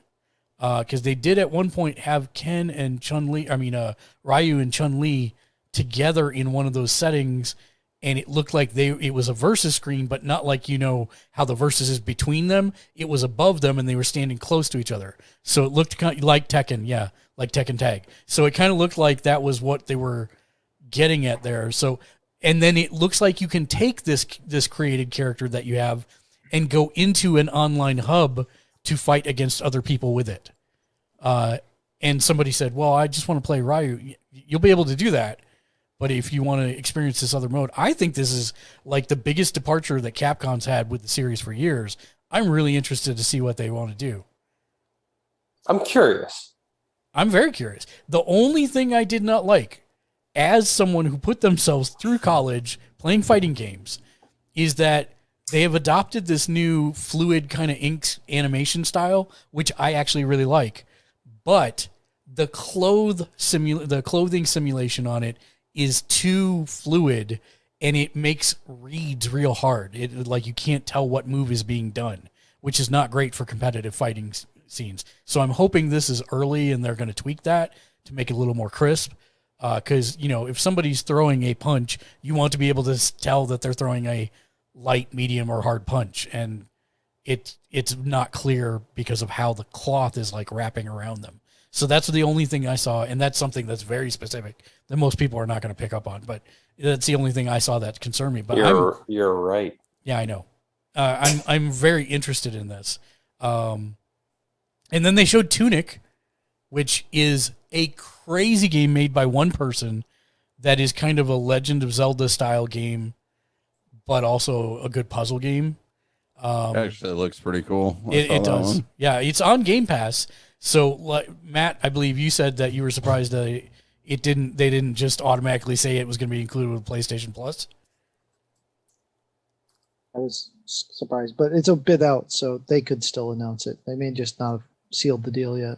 Yeah, I think this would be a great Plus edition, honestly. Yeah. Season A Letter to the Future. I don't remember what that was. That was the one with the girl on the bike recording the end of the season. Right. Because everyone was going to be gone after that. It actually, like, I have no idea what the game was, but it immediately gave me Journey vibes. I thought it was made by that company, but it is not. It's not, but yeah, similar kind of. Hey, what's that game company? It's that game company that makes that. No, yeah, right. What's the company that makes it? Yes, exactly. Who's on first? Go away. Thanks. What's on second? I don't know. Third Come base. on. That's good, and you know it. Final Fantasy 16 obviously rounded out the trailer. It looks like basically each. Does it look like 4 girls going on a road trip right after college? No. Oh. No.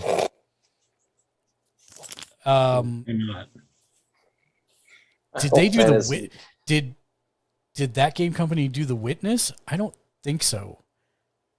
Mm-mm. They've done something. They did Flower. They did. Genova Chen might have been involved in Witness. I'd have to go back and check, but it wasn't as a part of that game company. Yeah. Final Fantasy 16 looks like it's basically 5 or 6 nations warring over something that we don't know. I don't think. Crystals, But Gaia, yeah, Gaia. something along those lines. But each have the nation summon. has a avatar that can summon a summon, basically, and they're all fighting each other to get whatever the MacGuffin is. Kaiju battles. MacGuffin. That's all I. Yeah, that's it's what I kaiju saw. battles. That's basically it. Kaiju summon battles, which is fine. I'm down. It looks interesting, but I still don't know very much. After watching this trailer, it's pretty. So my wife was immediately like, "What's that game? Are we getting it?" Yes, we are. So, this is being done by the creative director of 14. So all the summons look exactly like they do in Final Fantasy 14, which made a lot of people happy in this. Samtastic, I would highly recommend multiple Final Fantasies for you to go back and play, especially now that they have re-releases on PC that give you a lot of quality of life stuff where you can skip random encounters or, speed up your walking speed, stuff like that. I would submit Final Fantasy 12. I'd submit. I don't think they've done 6 yet, and that's the one that's a shame they haven't done yet. 6 is on 6 is PC in and Steam. 3 or 6 is in 6? 6 is in 6. Fantastic. If you are a Skyrim player, you will hate all of them. Just play 7 Remake, and that's about as close as you're gonna get to a Skyrim experience with Final Fantasy. But I would say play 7 first. No, it's unplayable. It's not unplayable. Unplayable. Wow, It is unplayable. what happened to Agreeable Joe? He checked out. He got drunk, and he is asleep. He's tired of your crap. I guess It's 11:03. He checks out at 11. No, and- you're right. They are totally different games, but I mean, if you're gonna play 7 Remake, you should totally play 7 first, in my opinion, so that you have any idea what's different and what's going on. Because half that game is how they subvert the expectation. So I don't know.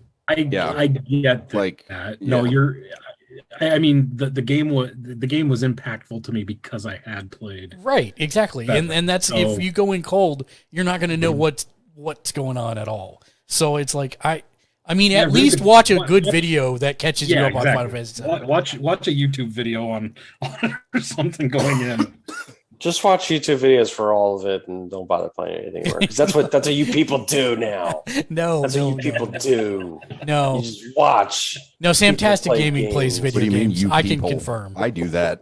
He plays video games. I can confirm. But that was pretty much the state of play announcements that they had. I was shocked that we didn't see the PSVR 2 get a price or whatever, but also B, we didn't get a date for God of War Ragnarok, and that is probably the most surprising to me. That's a bad sign right there. It makes me think they're going to push it again. They were never going to release it this year. It was always going to be that spring slot is a gold mine. It is a gold mine. Anyone who thinks that they were ever going to put it out during the holiday season is delusional. I mean, there aren't enough PlayStations out there. It still happen. No. It still happen.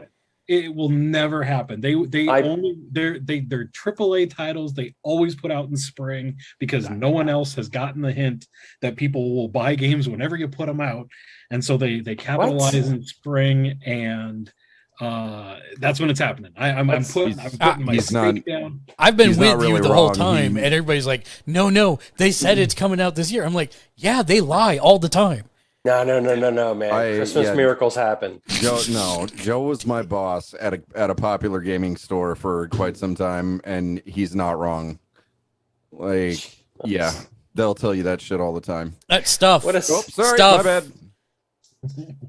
They'll tell you that all the time, man. You look at the release list one day, and the next day it's changed. Yeah. What? That never happens. I don't know. People are insane. There's going to be like a slight. I mean, because what happens every year? Call of Duty happens every year, at least for now until the Activision thing totally, moves over to Microsoft. Oh God, I forgot about that. Sony's making money off of Activision. They're making money off of Fork Knife.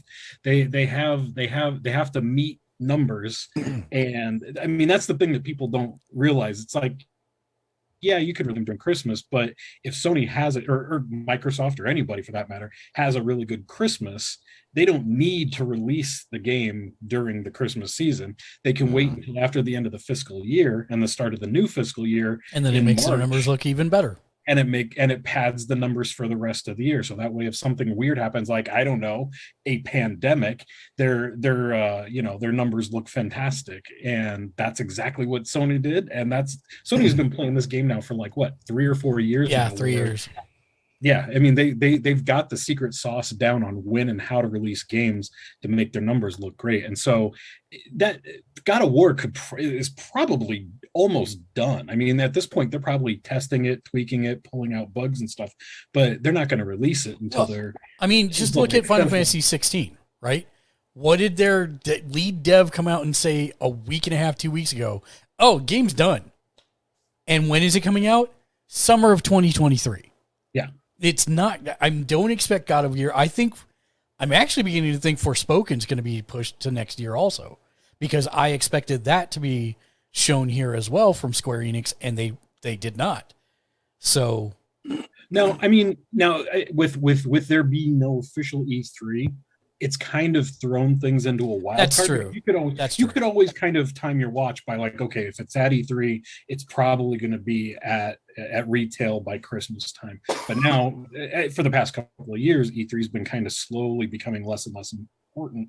And so now it's kind of like, I mean, they could decide, I don't know, a random Tuesday in July. It's like, you know what? This is the coming out party for God of War. Boom. Here it is. It's coming out in December. Get on it. I mean, they could do that. They probably won't, but I mean, that's something that, with influencers, whatever, air quotes or not, I mean, you hand some code to some influencers and you own the mind space. So yeah. Anyway. Yeah. And to be truthful, we could see more on any of these games at some of the other conferences that happen. So for sure. We'll see for sure. It's okay. There was supposed to be more God of War after the fourth one anyways. Yeah, I'm sure. And then imagine waiting for the PC version of God of War. Keep waiting. They didn't, it wasn't in the state of play, but because I talked about it at the beginning of the show, the guys from No Man's Sky announced that No Man's Sky will be having a PSVR 2 port as well. Oh, nice. You can get, actually, that was in the state. That was in the state of play. Was actually, it? Yeah, it was. Yeah, it was. It was. Because I was talking about the fact I already own it on VR, and I should play it at some point in VR. Also, the PlayStation Plus games for July dropped. Were confirmed. And I don't remember what any of them are. God of War for PS4, Nickelodeon, Smash Brothers clone, and that's it. No, there was a third one. Naruto the Boruto Shinobi Striker. Another Naruto. Yeah. Yeah. So what strikes me is God of War is already on their free games list for PS5 owners. So now they're just opening it up to all PS4 owners also. Yep.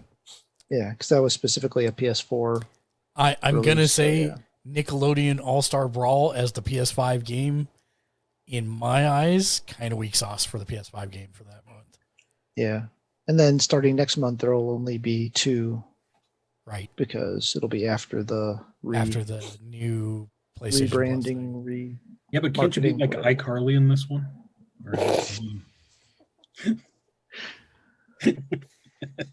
I am now clicking on it to see if you can fight iCarly in this because I need to know. Official site. Pretty sure you get. She like throws computers at Avatar, tacos. Avatar: The Last Airbender, Ren and Stimpy, SpongeBob, Teenage Mutant down on some Ren and Stimpy, Teenage Mutant Ninja Turtles, Ben 10. It looks like. and then a bunch of stuff that I don't recognize because powdered French toast man. Nice. And then is that Courage, the Cowardly Dog? Oh, Maybe. It was Cartoon Network though. That's weird. Oh, that it looks like Courage, but it might not be. There's two dog-like figures. Maybe it's a cat and a dog. I don't know. I'm not sure. cat dog. Invader Zim. It looks like maybe also in it. I mean, All right, yeah. if it's Invader got a- Zim, I'm down for. Bro. Yeah. Maybe I'm downloading iCarly will be DLC. I don't know. I thought she was God, Disney. no. Am I wrong? Oh, she's Nickelodeon. Oh, is she? Okay. Yeah. Jello Gear the Robot. Oh, so Huh? that's not Invader Zim? Like I said, a little bit of this is past my cartoon time. Oh, I'm sorry. It actually has a thing that it's Cat Dog, is what it is. They're Oh, apparently Cat joining. Dog. That's what I said. Yeah. Don't listen to me. Sorry. Who is this? Lincoln Loud and Lucy Loud? I don't know who those folks are. What? The Loud House is the name of the show. I'm looking at. Oh, the it's not Ben characters 10. right It's now. Danny Phantom. My bad. Okay, yeah. To say Ben 10 isn't Nickelodeon either. Mr. though. Cyanide says from Loud House, which is a show that I apparently have never heard of. Yeah, me Uh, neither. you also Don't, have don't listen to Matt Nigel Thornberry from the Thornberries. Wild from the Thornberries. yeah. Thornberries. Oblina. I don't know what. From the Oblinas. Helga. Was that for real? From the Helgas, Toph Yes. from the Tophs. from the Yes. Toes. Yeah. Yeah. Garfield is also in it, as is Shredder from No, Teenage that's from the Mutant John. Ninja Turtles. That's from the John Arbuckle show. Oh, Yeah. Garfield. That's I from the got John you. Arbuckle show. I got you. Yeah. And then they have Jenny XJ9 Wakeman. From the Wakemans. Yeah. Yeah. Okay. Yeah, I'm up to speed. But on I'm that telling you, this last one, that I guess it's fall DLC. It looks like Courage the Cowardly Dog. It one. I will won't, absolutely play Courage the Cowardly it won't Dog. let me. It won't let me click on it to find out who it is. But It's iCarly wearing a dog outfit. That looks Oh like man, do you have to pay extra for the dog outfit? 100%. That's Oh, it's like crap. $10. It's for what game? $10. It's a Nickelodeon All Star Brawl. It's free on PlayStation Plus coming up in June.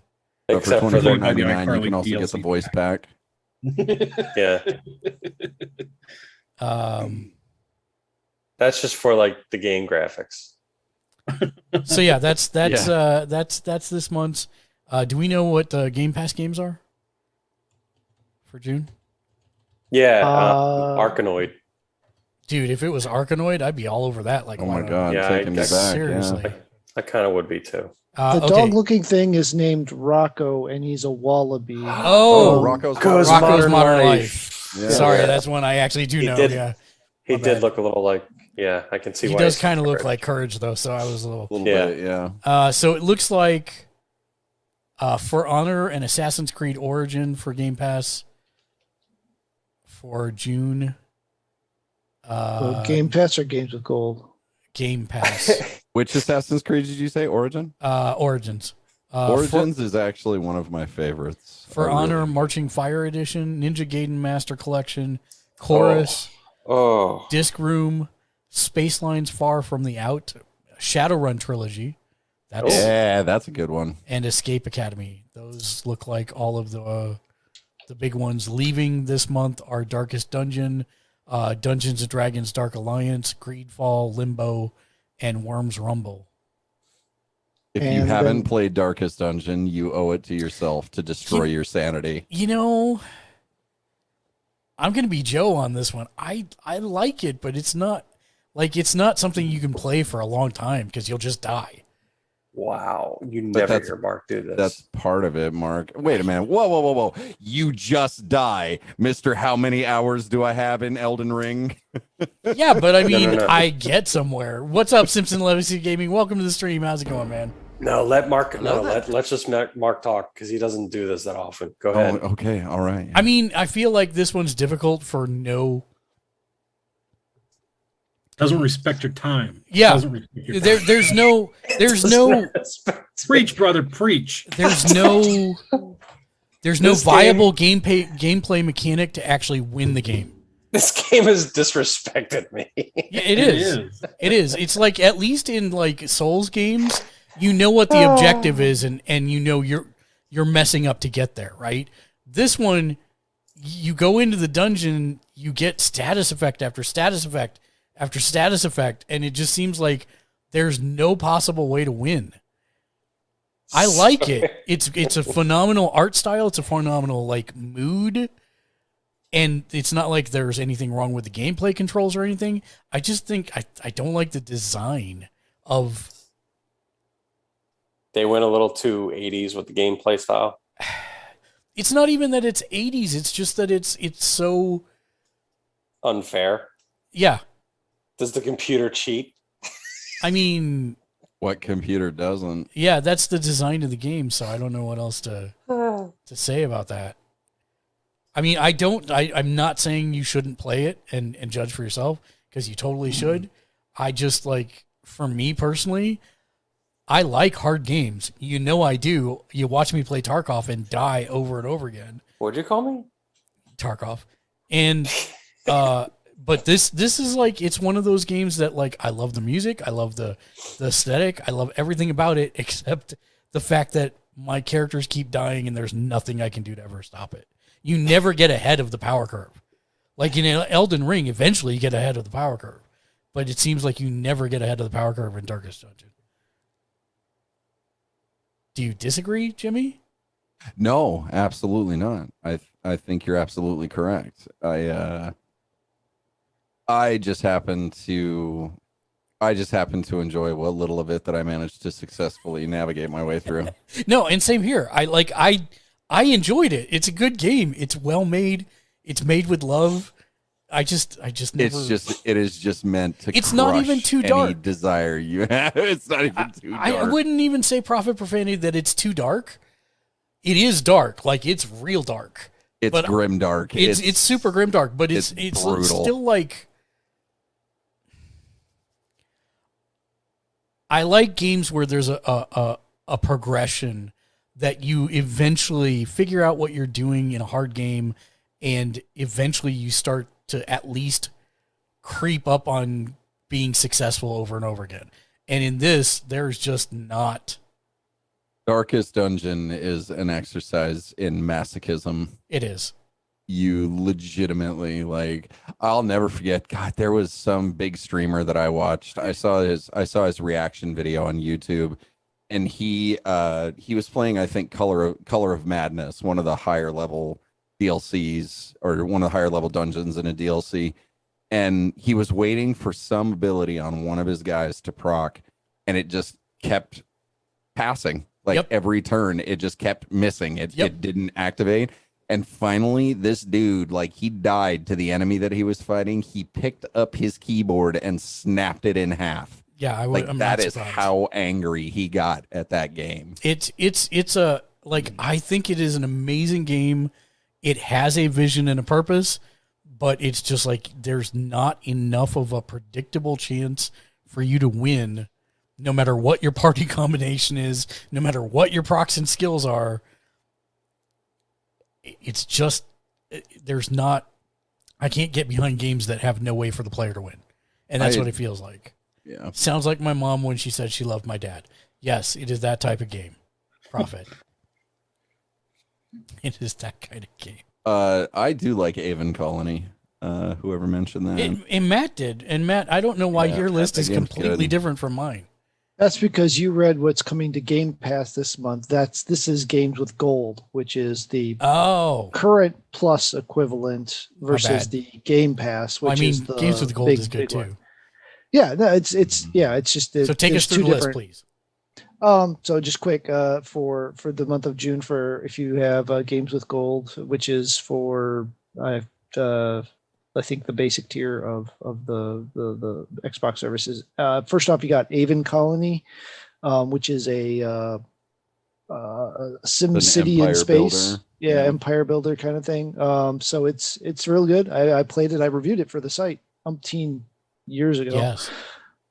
So yeah, I really enjoyed it. It's not difficult to complete the storyline, if you will. So there's a storyline kind of guide you through how to build the different colonies and stuff. And it's not terribly difficult to beat, but it is hard to master. And then, obviously free building mode and doing that kind of stuff. So it's a solid. Project High Rise Architects Edition, have little to no idea what that is, but based on that, it sounds like you're building high rises in a city. Could be interesting. I don't know. Super Meat Boy, if you don't know what Super Meat Boy is by now, just Google and watch a video, because it's easier than me trying to explain it. And then Rascals, which appears to be some kind of action platformer featuring quirky skeleton type creatures. So Spooky, scary skeletons. Spooky, scary like skeletons. And look in the chat if you want to see the dates available, because the super cryptic cryptocurrency date pattern that they use to release stuff on is, impossible to decrypt. That's really not. It's either the beginning of the month or middle of the month. But, anyway, get my point. Sega has announced a Mega Drive Mini 2, including Mega CD games. So back along the, when they were doing the Super Nintendo one and the Sony PlayStation one. So Sega technically is getting back in the hardware business for this. Well, no, they did a Mega Drive. They did a mini Genesis, Mega Drive before. So this is the second version. The second version. So it'll include 50 Mega Drive and Mega CD titles, including arcade ports, and something Sega is describing as a mysterious new work. Okay. It's ugly Sonic, I'm sure. I'm sure it is. Silpede, Shining Force CD, Sonic CD, Mansion of Hidden Souls Mega CD, Popful Mail Mega CD, Virtua Racing Mega Drive, Bonanza Brothers Mega Drive, Shining in the Darkness Mega Drive, Thunder Force 4 Mega Drive, Magical Tarutaru Mega Drive, and Fantasy Zone new Mega Drive port. The original Fantasy Zone was never released on the Mega Drive, so this is a new Mega Drive port based on its sequel, Super Fantasy Zone. Mega Drive. And This is this thing's worth it just for Silpheed and Thunder Force 4. Those are some great games right there. Yeah. So it looks like it'll be $75 or the equivalent if it releases in the West. They have not confirmed that yet, so we'll see. Yeah, I really hope they do, because I like those things. Other gaming news? Yeah. We got an announcement from EA for the sequel to Star Wars Jedi Fallen Order. We did. Star Wars Jedi Survivor, and it looks to be a solid sequel to the original game. You'll pick back up as Cal Kestis with BD1. People know he's out there now. And so takes place, I believe, at the same time that Obi-Wan is taking place, if I remember the timeline set up correctly. So should be interesting, and it's again Respawn building it, same as the first one. The first one was really enjoyable, great story. Sure they'll have learned some lessons from that, and this should be an even better experience than the first one. Can I be Joe for a second about that game? So There we go. That game was made by a bunch of fourth graders. That game pissed me off so much because you have probably one of the best Star Wars stories that I've ever played in my entire life. But then it's like, hey, let's take 10 seconds, or let's He joked so hard he's off the internet. Let's do Sonic Extreme skateboarding down a muddy hill. And just the gameplay mechanics in there were garbage, and it was just horrible platforming, and it was just the gameplay on that was just the worst. But the story was one of the best Star Wars stories I've ever. I'm like, God, I have to play this garbage game. I don't think Joe has ever actually played a bad game, because if that's the worst game and the worst platforming he's ever experienced, he's obviously lived a very privileged life. He's never played Kingdom Hearts, that's for sure. Hashtag blessed. And no, I have not. I have very hashtag blessed. Neither have I, Joe. You're fine. But I'm hoping. So my Yes, hope the is slippy slide part was not great, but It was again, that was so a weak stupid. point And- in an otherwise solid game. and I had to turn. I just turned the saber fighting down to like the lowest difficulty because it was absolutely asinine. I mean, the game was the saber fighting was just, for me anyway, it was not good. I wasn't. If it makes you feel better, Matt, Joe is being blown into the 25th century right now.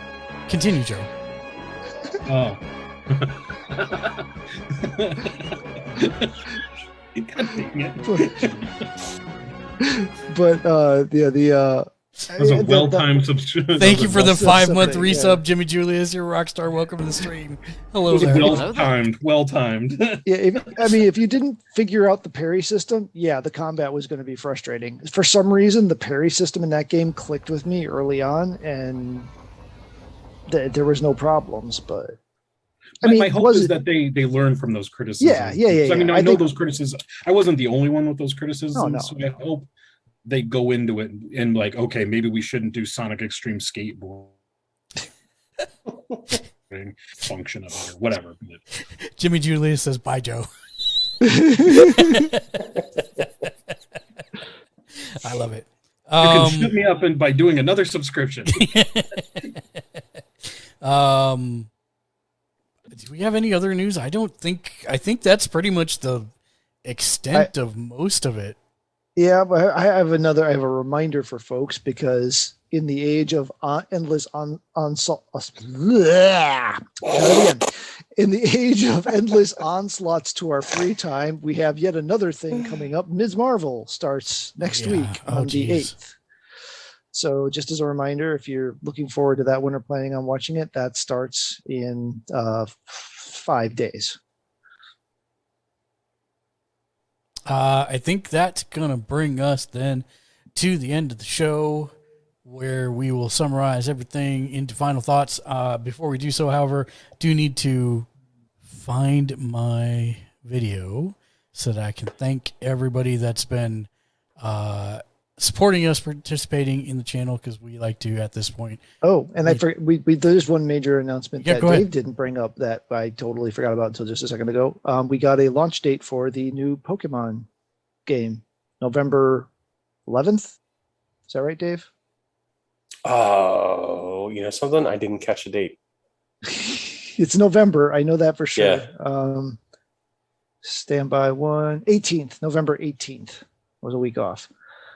So yeah, and featuring weird new, it looks like it's got some of the Arceus elements into it. I love the legendary looks of both of them, and the different games have different professors. First time for that. Apparently there is a new standalone FPS Tarkov arena that was just announced. It will feature PvP and PvE gladiatorial combat. Beta testing starts this year. Can we not? It'll play like the existing Escape from Tarkov game, but rather than high stakes looting and extraction, it will center on gladiatorial combat in arenas situated throughout the city of Tarkov. That will definitely not be for me. But it does say that it will include both PvP and PvE modes, and a progression system with weapon and gear unlocks, and the options for owners of Escape from Tarkov to play as their main profile characters. Which, I mean, how's that going to work when you wipe every 6 months? But sure. New and existing owners of the Edge of Darkness pack, which is the expensive one that I have, are promised free access to all future DLC.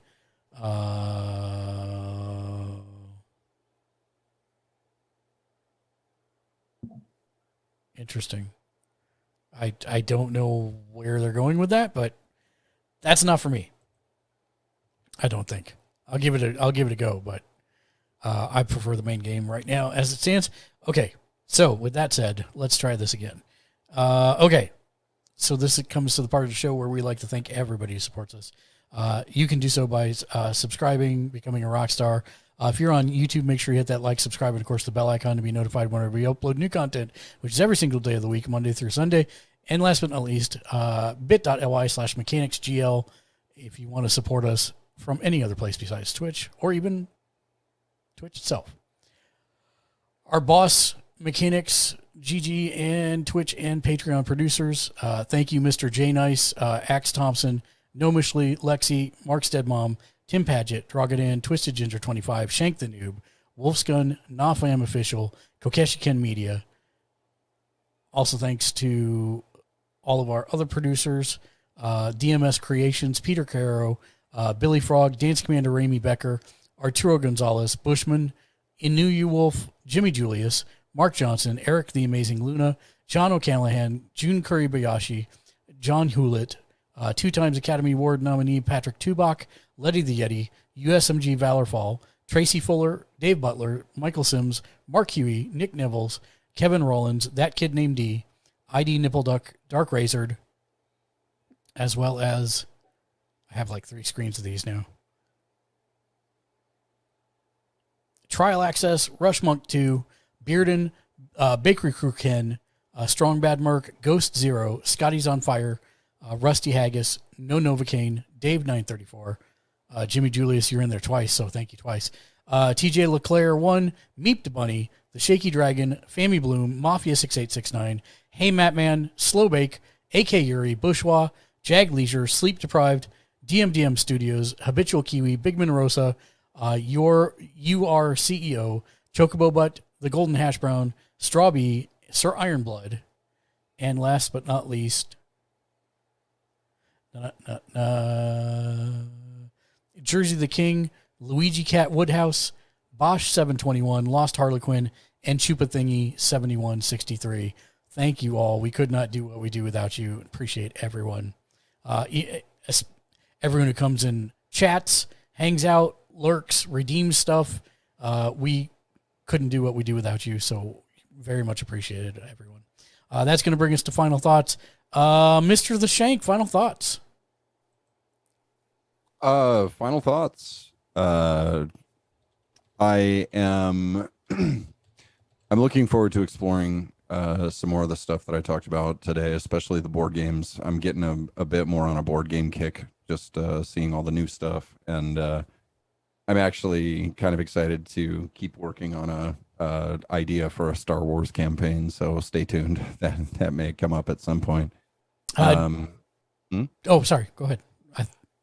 I thought you were done. My bad. No, yeah, pretty much. Other than that, just stay safe out there, guys. It's a crazy place. Make sure that you cherish every minute and invest in only the things that truly bring you happiness and joy. That's all I got, man. You guys game Skippy. Next up, Joe.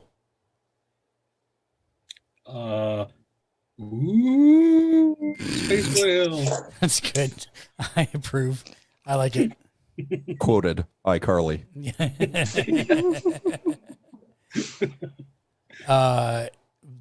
Dave.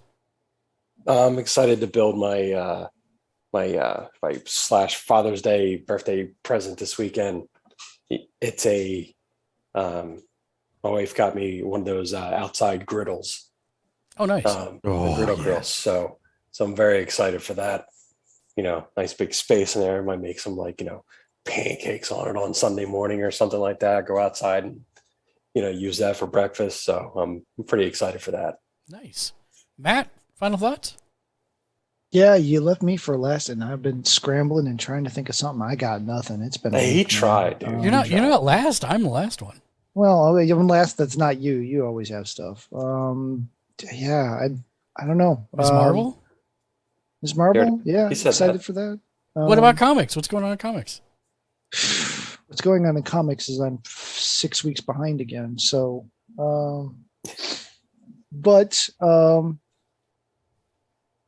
yeah, I would love to recommend the new Amazing Spider-Man series, but I haven't even read the first issue of it, so I can't even in good faith do that. I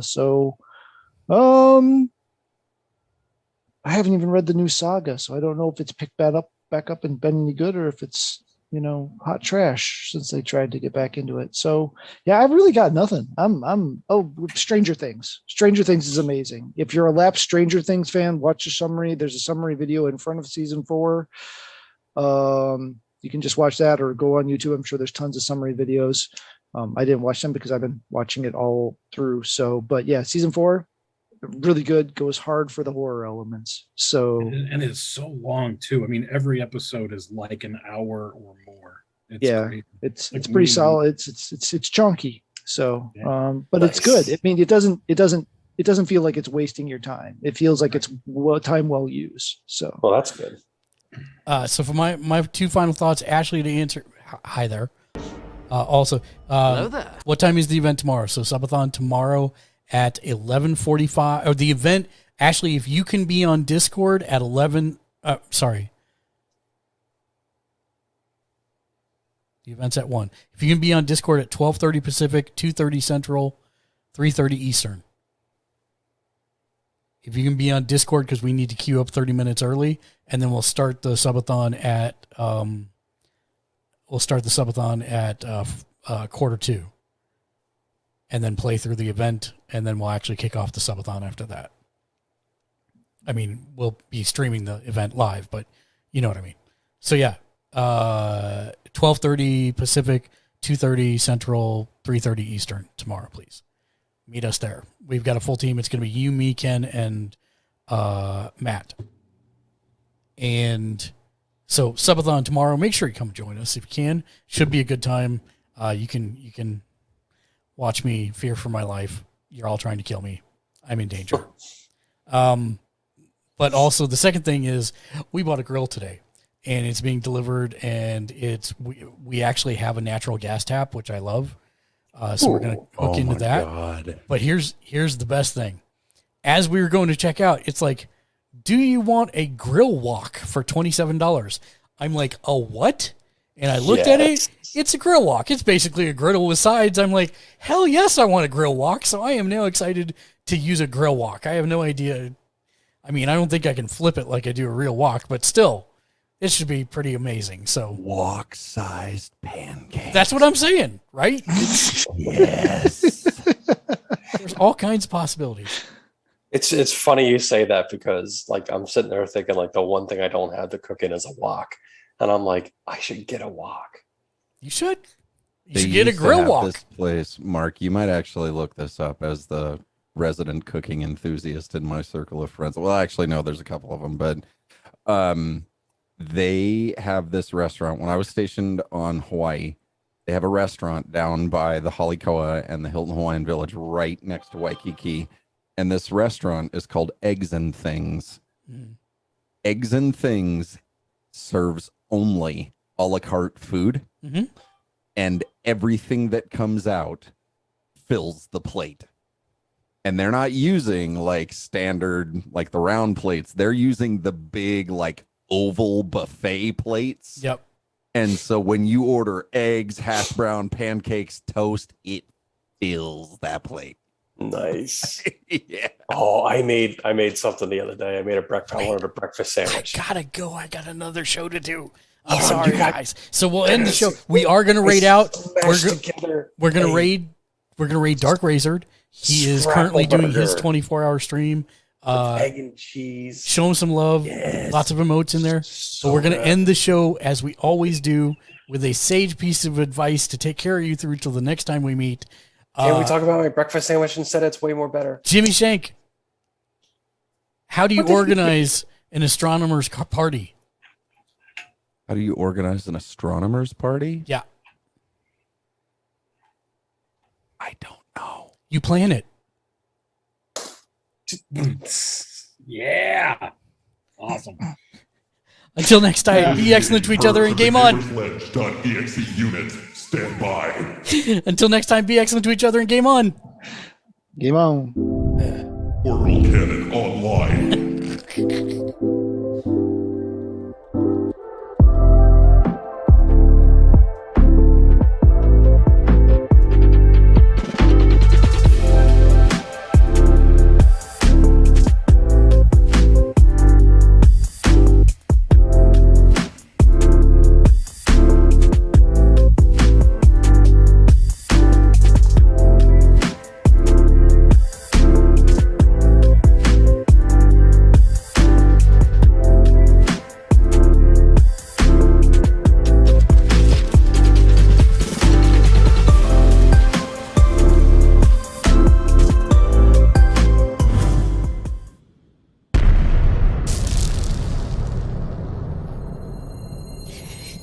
Wolf, thank you for the resub.